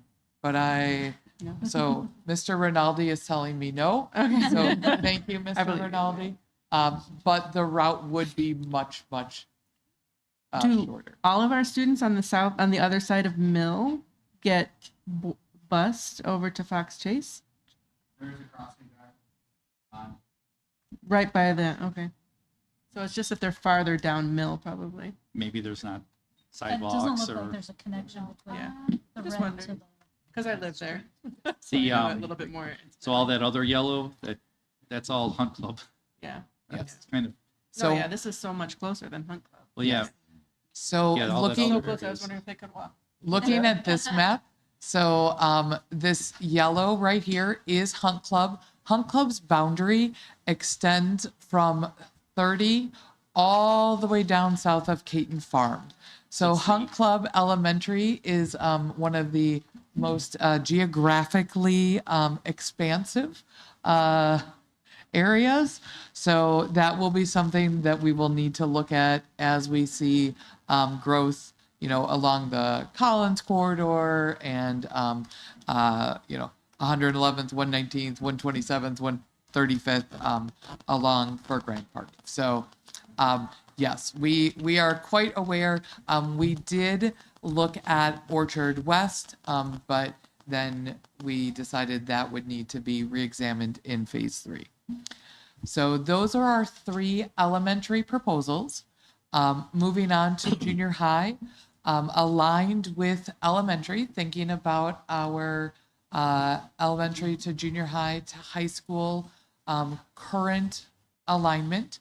Our recommendation as Auburn Lakes moves elementaries from Grand Park to Wolf's Crossing, the recommendation would be to parallel and move Auburn Lakes from Murphy to Ben Narcic so that feeder system would stay consistent.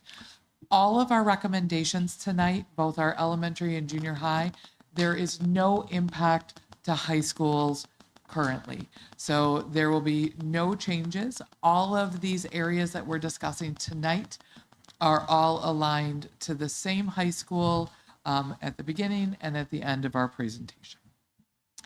The second junior high proposal coming from our task force, again, aligned to our elementary proposal number 2, is Zone 4.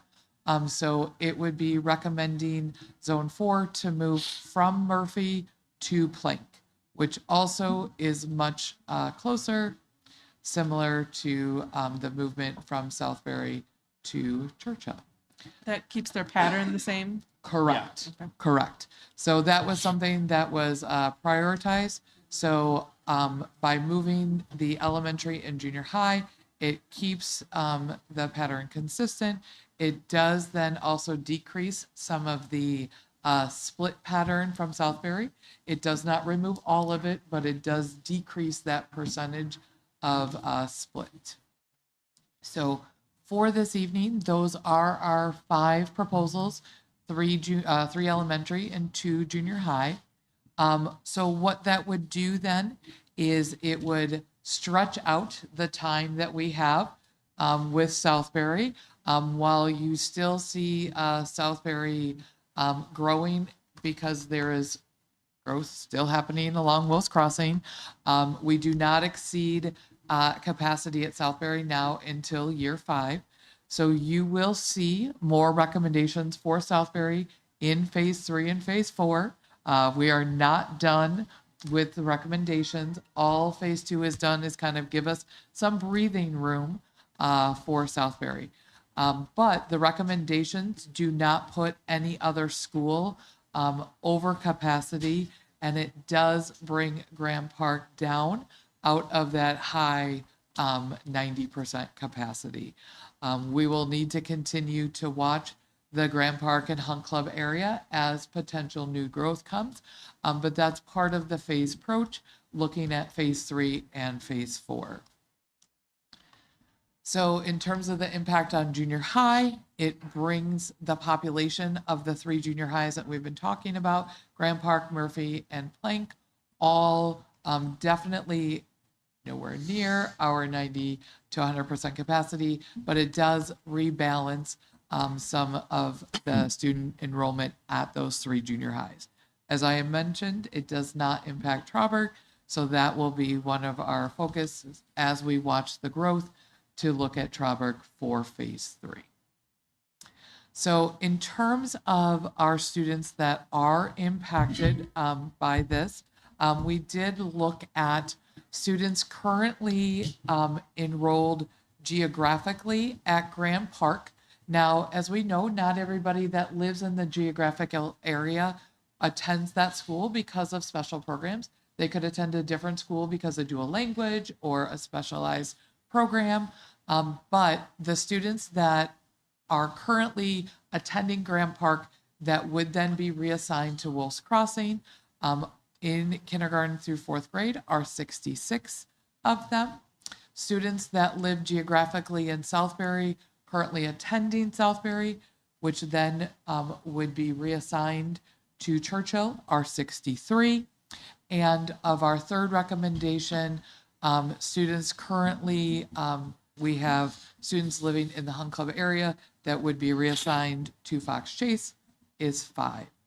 And on this slide, were we able to contact that small amount of families? So we have actually Principal Stofers has already contacted by phone all of those families. So she called and reached out to them last week. So those 5 families are aware of the proposal and the recommendation. So in terms of the other families, they were personally invited to our sessions preceding the recommendation, and then pending the approval of this proposal, we will reach out with the information again and some more information that Mr. Bell will share in terms of some flexibility for next year in a few minutes. But yes, we have been reaching out either via email, mail. When we sent out the invitations, we both emailed and mailed information. We will continue to do that to be able to reach families in a multitude of ways. So there were like general sessions open to anybody in the public, basically meant for anybody in the public. And then there were those individual, there were one for each group, of students that were moving. I don't remember the group that's moving to Wills Crossing is that's Auburn Lakes. That was well attended. Yes. The other one was pretty well attended as well. So it would probably represent a decent percentage of parents there.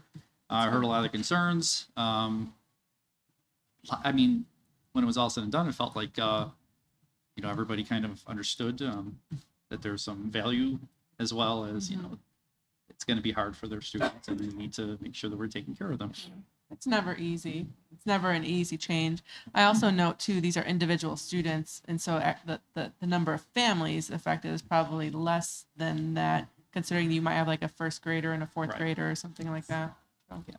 Yes, and while it is never easy, that really was demonstrated by the care and attention of our building admins about what are some of the recommendations to help ease that transition, which we'll talk about in a few minutes also. But just the ideas that were shared not only by our building admin, but then also by the parent. And by the end of the session, really the formation of partnership between parents that would potentially be impacted and our building leaders, I think was some of the special opportunities during that really targeted session that was unique to both Auburn Lakes and Alba, Oswego, and Hudson Point. So I think we'll continue to see that partnership if we move forward with that proposal. So in terms of our junior high, geographically, we have students that currently attend Murphy, and then in terms of the ones that would be impacted by the change, about 31 students would then attend Ben Norsec, and 31 students attending Blink. So moving to our transfer recommendations, at this point, I'm going to turn the presentation over to Mr. Bell to talk about some transfer request options. So we've talked at length with our targeted groups and through our community engagement events, with our steering committee and our building admin about how to support some of those hardest hit students.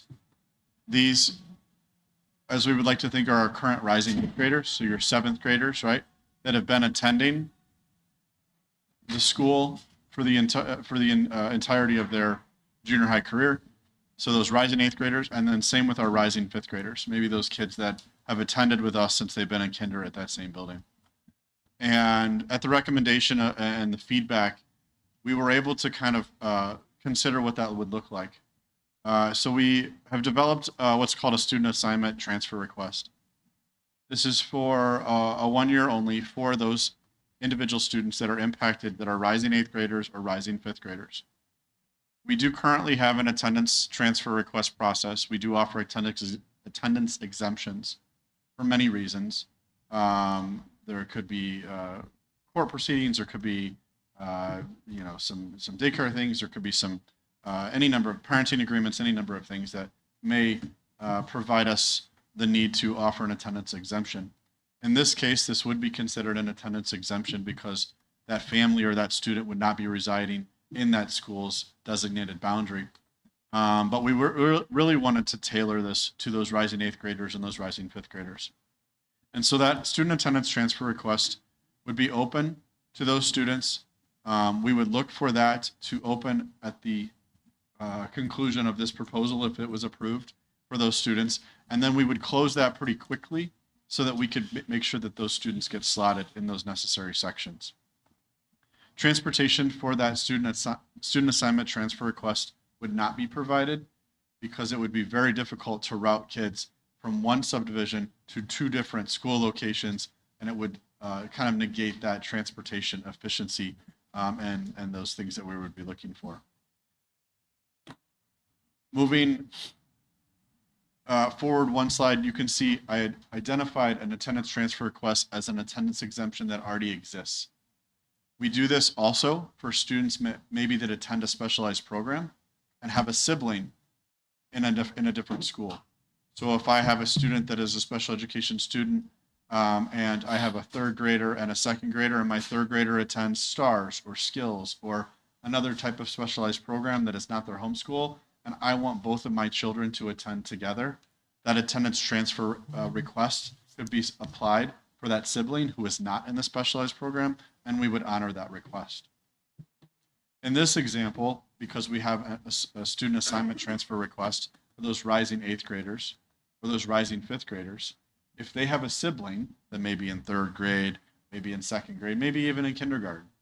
We would want to allow those siblings to potentially stay in school together for that one more year while that older sibling was attending either in 8th grade or 5th grade. We would then ask for that family to complete that attendance transfer request as we would for any family, right? They may have a sibling that they were looking for them to stay together. And then we would process those in kind. Attendance transfer requests as they currently sit do not honor any transportation. So transportation is not provided, district transportation is not provided to any student with an attendance exemption. So SATR, ATR, yes, we may look to approve those based on those criterion, but transportation would not be provided. In our breakout sessions or in our community engagement sessions, we were able to kind of put a scenario up here because people like to hear things in multiple different ways, right? And so one of those examples looks like if I have two students, one sibling A and one sibling B, one is currently entering 5th grade, so they're going to be a rising 5th grade student, and the second one is a rising 3rd grade student. And I want my 5th grade student to stay at Grand Park. Option 1, stay at Grand Park or 5th grade. I would need to complete that SATR, that student assignment transfer request form. Transportation would not be provided, but we would honor that rising 5th grader remaining at Grand Park next year. Likewise, then that sibling who is a rising 3rd grader, who we, as a family, I want to keep my 3rd and my 5th grader together. That 3rd grader would need to complete that attendance transfer request form. Again, transportation would not be provided, but if approved, we would allow that 3rd grader to stay with their sibling for 5th grade. That following year then, that 3rd grader, which would then become a rising 4th grader, would need to move to that new school location. So this is kind of that annual 1-year opportunity for them, because obviously if that 5th grader next year moves on, there is no sibling that would allow that ATR to continue. So parents have an option for that younger sibling to adjust to a new school next year or to wait one more year and then look to try and transition and adjust to that new school. But we would keep the siblings together for those rising 8th graders and rising 5th graders. If you elected to say, nope, I don't want to do any of that, I want my 5th grader to move to Wolf's Crossing and I want my 3rd grader to move to Wolf's Crossing, transportation would be provided as we would for any typical student within that attendance zone. So as we mentioned before, really through the support of the people that we have here today, we have been already talking about how do we provide additional support for both our students and our families through the transition. So not only communication following potential approval, but looking at cohorts of students, different transition activities, both from elementary to junior high, but then also within elementary and junior high.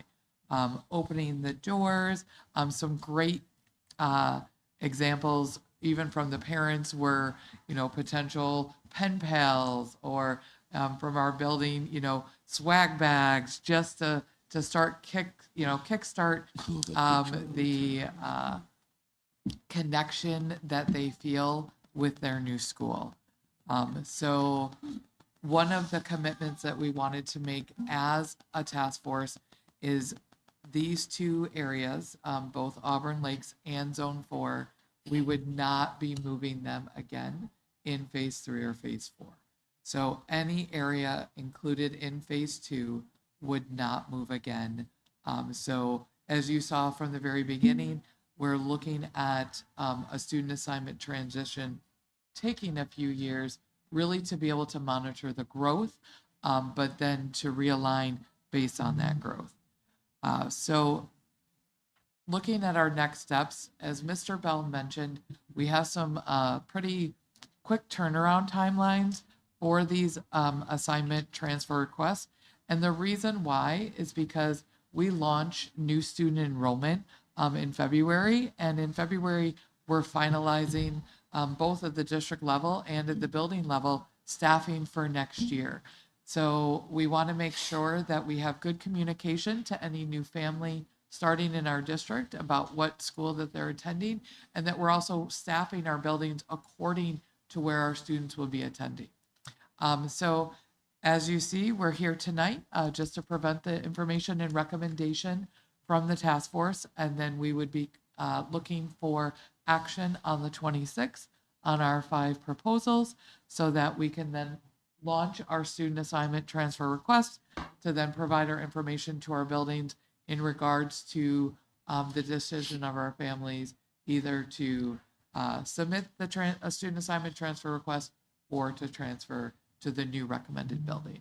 At that point, we would then start our transition activities directly with our students, staff, and families. That is a tight timeline from the 26th, so the 27th, they have 27th, 28th, 29th, 30th, and So they would have about a month. So the student assignment transfer request would be due at the end of February. If we approve it at the end of January, then it launches right away. Yep. So we would be. Yep, we Can would you go be back to that? 'Cause Yep. I saw something about 131. So we would be What was that? seeking approval on the 26th. Yeah. Then we would be opening the student assignment transfer request form on the 31st of January. And then it would be due on the 27th of February. So parents will have a couple weeks to receive. Teresa's department will be sending out directly to impacted families. So if they're enrolled by the 31st, which is okay. Correct. Correct. So, and the reason why is we didn't necessarily want someone who would enroll in April to then try to transfer back. We just wanted to be very clear about who the student assignment transfer request process would be open to. A month is a lot of time. Just needs to be robust and Yep. yeah. So, and as we've mentioned, we are looking at a 4-phase process. Really, the recommendation for today came through the dedication from the people we have here tonight and that joined our team. Phase 3 and phase 4, we're hoping everyone will come back and join us again. But phase 3 and phase 4, we're going to need even more parents, staff, and leaders because we will be looking. While we did focus on a kind of center location in our district, phase 3 and phase 4, we will need representatives from our parents, our staff, and our leaders across our district at every building. So, with Dr. Kincaid, I really want to thank you for the thoroughness of this process. I think you brought a tremendous amount of both the details, but also the humanization of that. So I want to thank you for that. I wonder if it would be possible to invite one of our colleagues, principal colleagues, to speak to a little bit about what you noticed in the process, just the complexity of that. So not to put you on the spot, but I'm putting you on the spot. I think if you could speak to a little bit what you saw going from a lot of big data, which we know RSP was very good at giving us, and navigating it. I think okay, Brian. So I think it would be important for the board, but also the public to hear what you saw in terms of the ability to take really a lot of information and really dissect that. Well, first of all, thank you. Thank you for my teammates behind me. I mean, we spend a lot of time together, and we just start off just looking at the data, the big picture, and broke it down into where we are today. Like, what can we focus on right now to make this transition easier for our community? We saw a lot of numbers, a lot of maps, like Dr. Kincaid said. It's just a lot of work, and just being at those community meetings and just hearing the concerns of what the families wanted and needed is what we brought back to our team. And we had discussions 3-4 times a month at least, mornings, evenings. And we really want to take our families into consideration and how we can make this transition, good for them. And we know it has to be done. I think that's the one thing that we said as a team. We know it has to be done. How can we do this in phases? And it's just, the community was great, just kind of supporting us and coming out, asking the questions, what can we do to support them? And, I'm looking forward to that. Thank you. There was a lot of challenging. There was a lot of good discussion. I don't think it was challenging. I Well, think it we was, started off, do we really need to do that? Do we, Yep.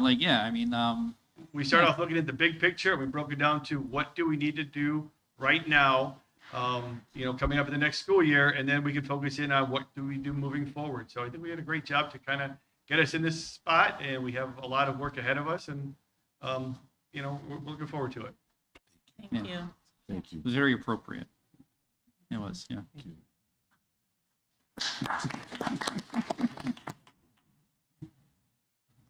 Does any, do you have any questions or things that you want to, maybe share with us from your perspective? From what I've heard, I've definitely see like a lot of like benefits to this, especially with transportation, because even though I didn't grow up here in this district, at my old district, District 204, there was a lot of difficulty in transportation because our school, because there was much of the population that was like multiplying every single year, we had to like split our gym into classrooms. And it was really difficult for like us to focus. I remember like having lunch one day and like a ball was thrown in my head and I was like, what is going on here? Trying to learn English. Was the gym carpet too? The cafeteria, was it carpet? No, it wasn't even carpeted. So it was like, I don't know who approved that decision at all, but I just remember being like, this is going so off. But no, I definitely realized with transportation, because I did take the bus for like majority of my youth in elementary through middle school, and then moving to junior high, it was definitely difficult. And I give a lot of grace to our bus drivers because they have to handle a lot. So definitely with this new plan and like seeing like all the new boundaries, I had no idea how like one school was close to the other. I do see a lot of benefits with this though. I don't really see anything negative coming out, and obviously like appreciation to all the team that also came here and is looking out for their students. Yeah, this looks like an amazing idea. I was really impressed with all the data as well, even though I was trying to like go back and see the numbers. But Dr. Kincaid, you did a beautiful job with this, including with your team. So thank you so much. So sounds like what I'm hearing from you is you want, like our kids to have a class and Yes, and not get hit by balls while and they're then as far as another priority would be just the limited time on the bus, right? So Yeah. which would essentially mean more efficiency in transportation. So it solves a few different problems if you can do Yeah. all of that. This definitely outweighs more of like the negatives that I've seen in previous years for sure. Because even when I was taking the bus, maybe my freshman year, like, because there was like a shortage of buses. I remember we would have to cram like 3-4 kids in a seat, which was kind of impossible. That's not always on it. That No, still no. happens sometimes. Sometimes, but Yeah. I know everyone tries their best in the end of the day. Yeah. So yeah, hopefully this would help alleviate that a little bit, but then phase 3, that would be the bigger thing. So thank you. Yeah, I just wanted to of hear it because I knew you'd have something. Yeah, I was definitely thinking about this while everything was going on, but I see a lot of benefits to this. It's really impressive. There was definitely a wide variety of ideas brought to the table, as kind of Mr. Hessick alluded to. There are already ideas and suggestions for phase 3 and phase 4, but as he mentioned, we really wanted to, what was essential now to start the process. So we know that there are other areas that we could be more efficient, ideally with transportation, and looking forward to maybe isn't the right phrase. We are looking forward to phase 3 and phase 4 just for some realignment to hopefully better the experience across the district. Yeah, and it'll be necessary. Trauber is ridiculous. Number of students there. Trauber relative came up to at everybody else. every Yeah, meeting, it's- but yes, Yeah. we are well aware. So it's just we're going to have to impact even more buildings than we currently are in order to do that. We're going to potentially have to look at our high school boundaries. So yeah. Any questions from the boards? Phase 3 realignment beginning 27-28. That would be for the changes to start 27-28. So that Potentially. work's going to start. So soon.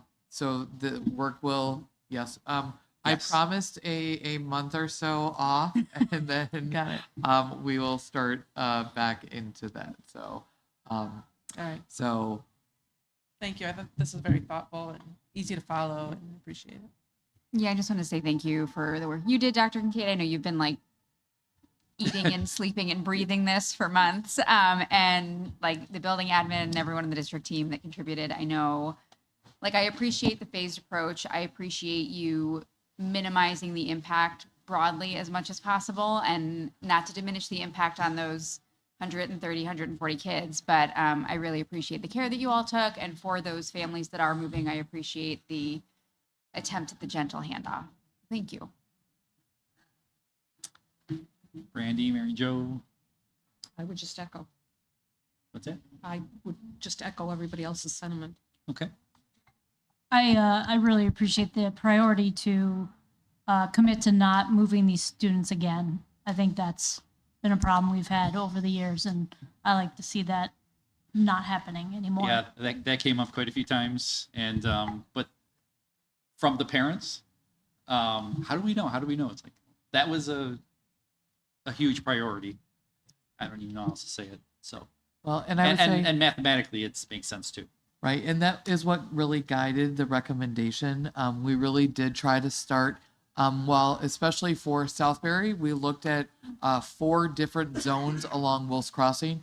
We started at the furthest east possible. So even if there is some increased growth, the potential increased growth by Southbury is closer to the east and to the south, and Graham Park, it's to the south. So we wanted to make sure, even with additional growth, we wouldn't be moving those recommended areas again. So that's why we started geographically. Not only was it closer to Wolves Crossing and Churchill, but then it was in an area of the district where in 3 years we felt as a committee that we would be making the same recommendation geographically.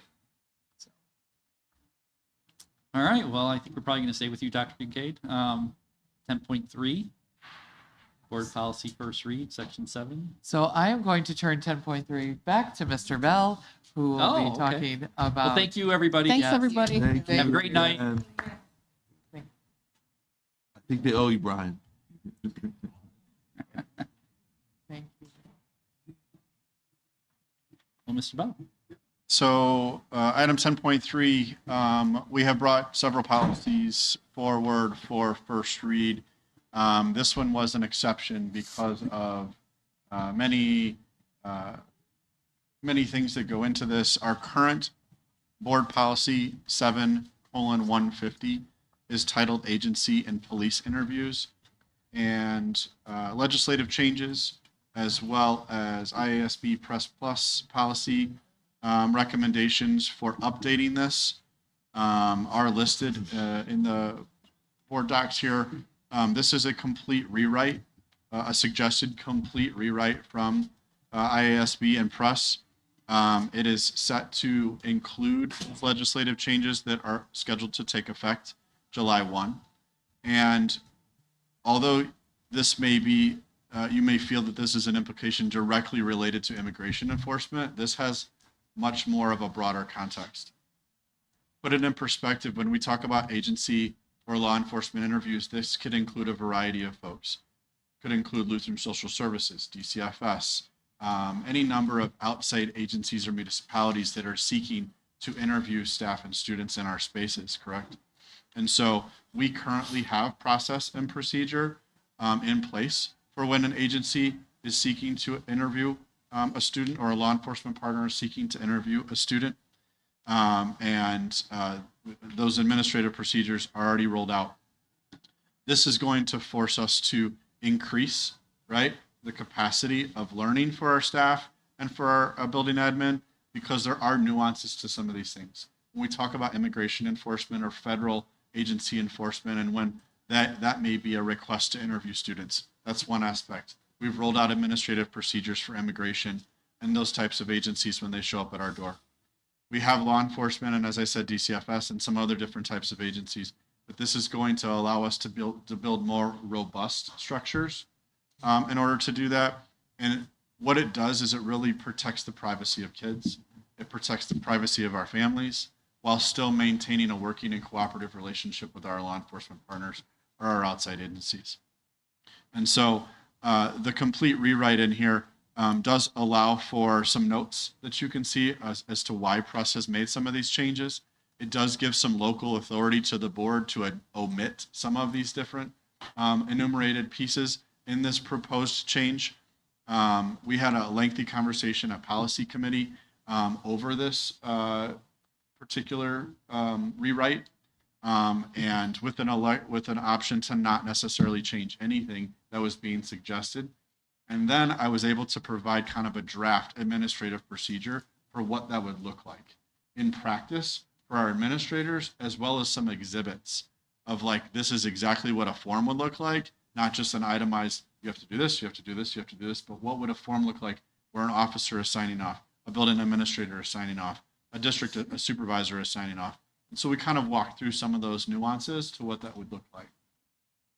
It won't vastly change our practice because I will tell you, we have worked very closely with our law enforcement partners and our outside agencies that when they show up at our door, I've had many a difficult conversation with the DCFS supervisor or caseworker, or even our top officials in some of our municipalities and our agencies. They are very clear as to what we're not going to honor. We're not going to honor you coming in and serving a warrant and doing some of those other things without the proper documentation. But even if we do have DCFS show up that is looking to engage in an interview with a student, we try to be as non-disruptive as possible. Can we do those interviews at the end of the day?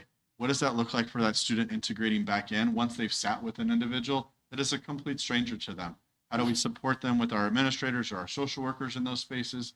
And it's really about minimizing that disruption and still allowing that agency to get that information because we want that student to ultimately be safe when they leave our doors. So a lot of time and energy kind of processing through this and looking at what that looks like, developing some protocols and procedures and itemizing that for staff and for our leaders, and then putting some exhibits in for some documentation for us. I don't know if Mary Jo, Amy, Erica, you guys were there too to also kind of work through some of this. So I would honor anything I may have missed for you to jump in. I think I don't know if I have anything additional. I think, as the policy committee, I think we really took especially this policy to heart, considering, the state of affairs sometimes and access to students who gets in where and things like that. And so I thought it was a good conversation, but I don't have anything additional to add.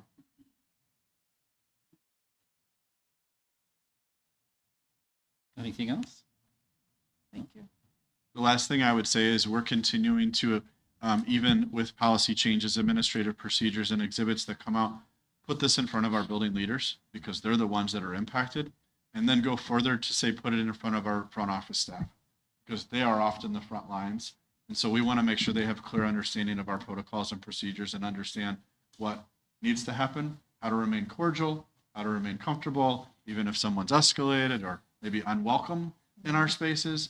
And so those are the things that will continue through the course of second semester as this comes online then for July, and then any new staff we have kind of onboarding, new leaders, new front office staff, onboarding them as the onset of the next school year.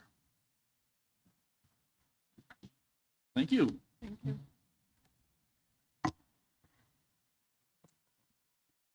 Moving to action items. 11.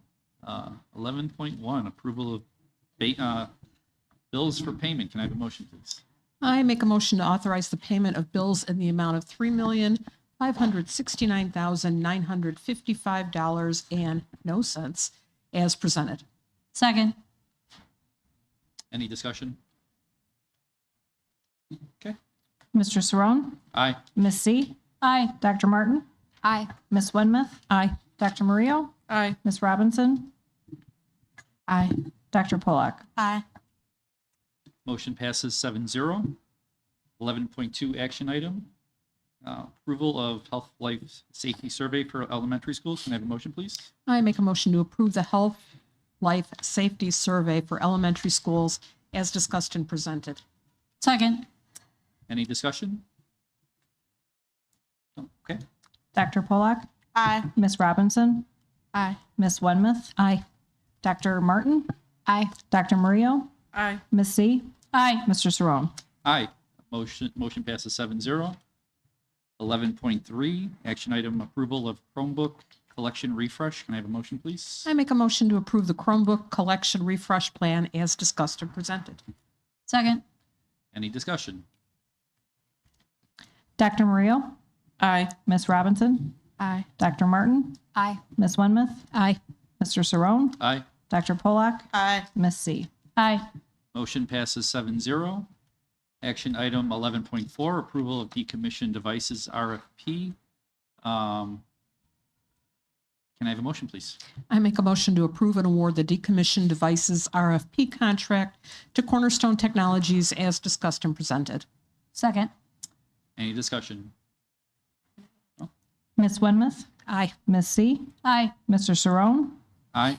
Ms. Robinson? Aye. Dr. Polak? Aye. Dr. Murillo? Aye. Dr. Martin? Aye. Motion passes 7-0. Action item 11.5, approval of security window film RFP. Can I have a motion, please? I make a motion to approve and award the security window film RFP contract to Tint Nerds LLC as discussed and presented. Second. Any discussion? Mr. Saron? Aye. Ms. Robinson? Aye. Dr. Martin? Aye. Ms. C? Aye. Dr. Murillo? Aye. Ms. Winmuth? Aye. Dr. Polak? Aye. Motion passes 7-0. I can tell Mary Jo got a kick out of that You name. can't turn down Tint Nerds. She likes saying it. Action item 11.6, board policies for second read and approval. Can I have a motion, please? Here's what I really like. I make a motion to approve board policies, section 7, students 7:70, 7:180, 7:190, 7:290, 7:310, 7:315, 7:340, and section 8, community relations 8:30, as discussed and presented. Second. Any discussion? Okay. Dr. Martin? Aye. Ms. Winmuth? Aye. Mr. Saron? Aye. Ms. Robinson? Aye. Dr. Polak? Aye. Ms. C? Aye. Dr. Murillo? Aye. Motion passes 7-0.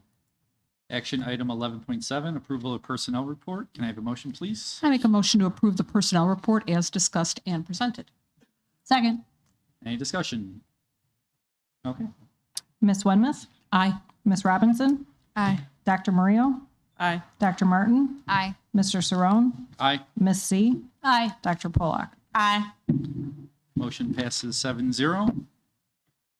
12.1. Can I have a motion to adjourn? Gosh, let me think about it. I make a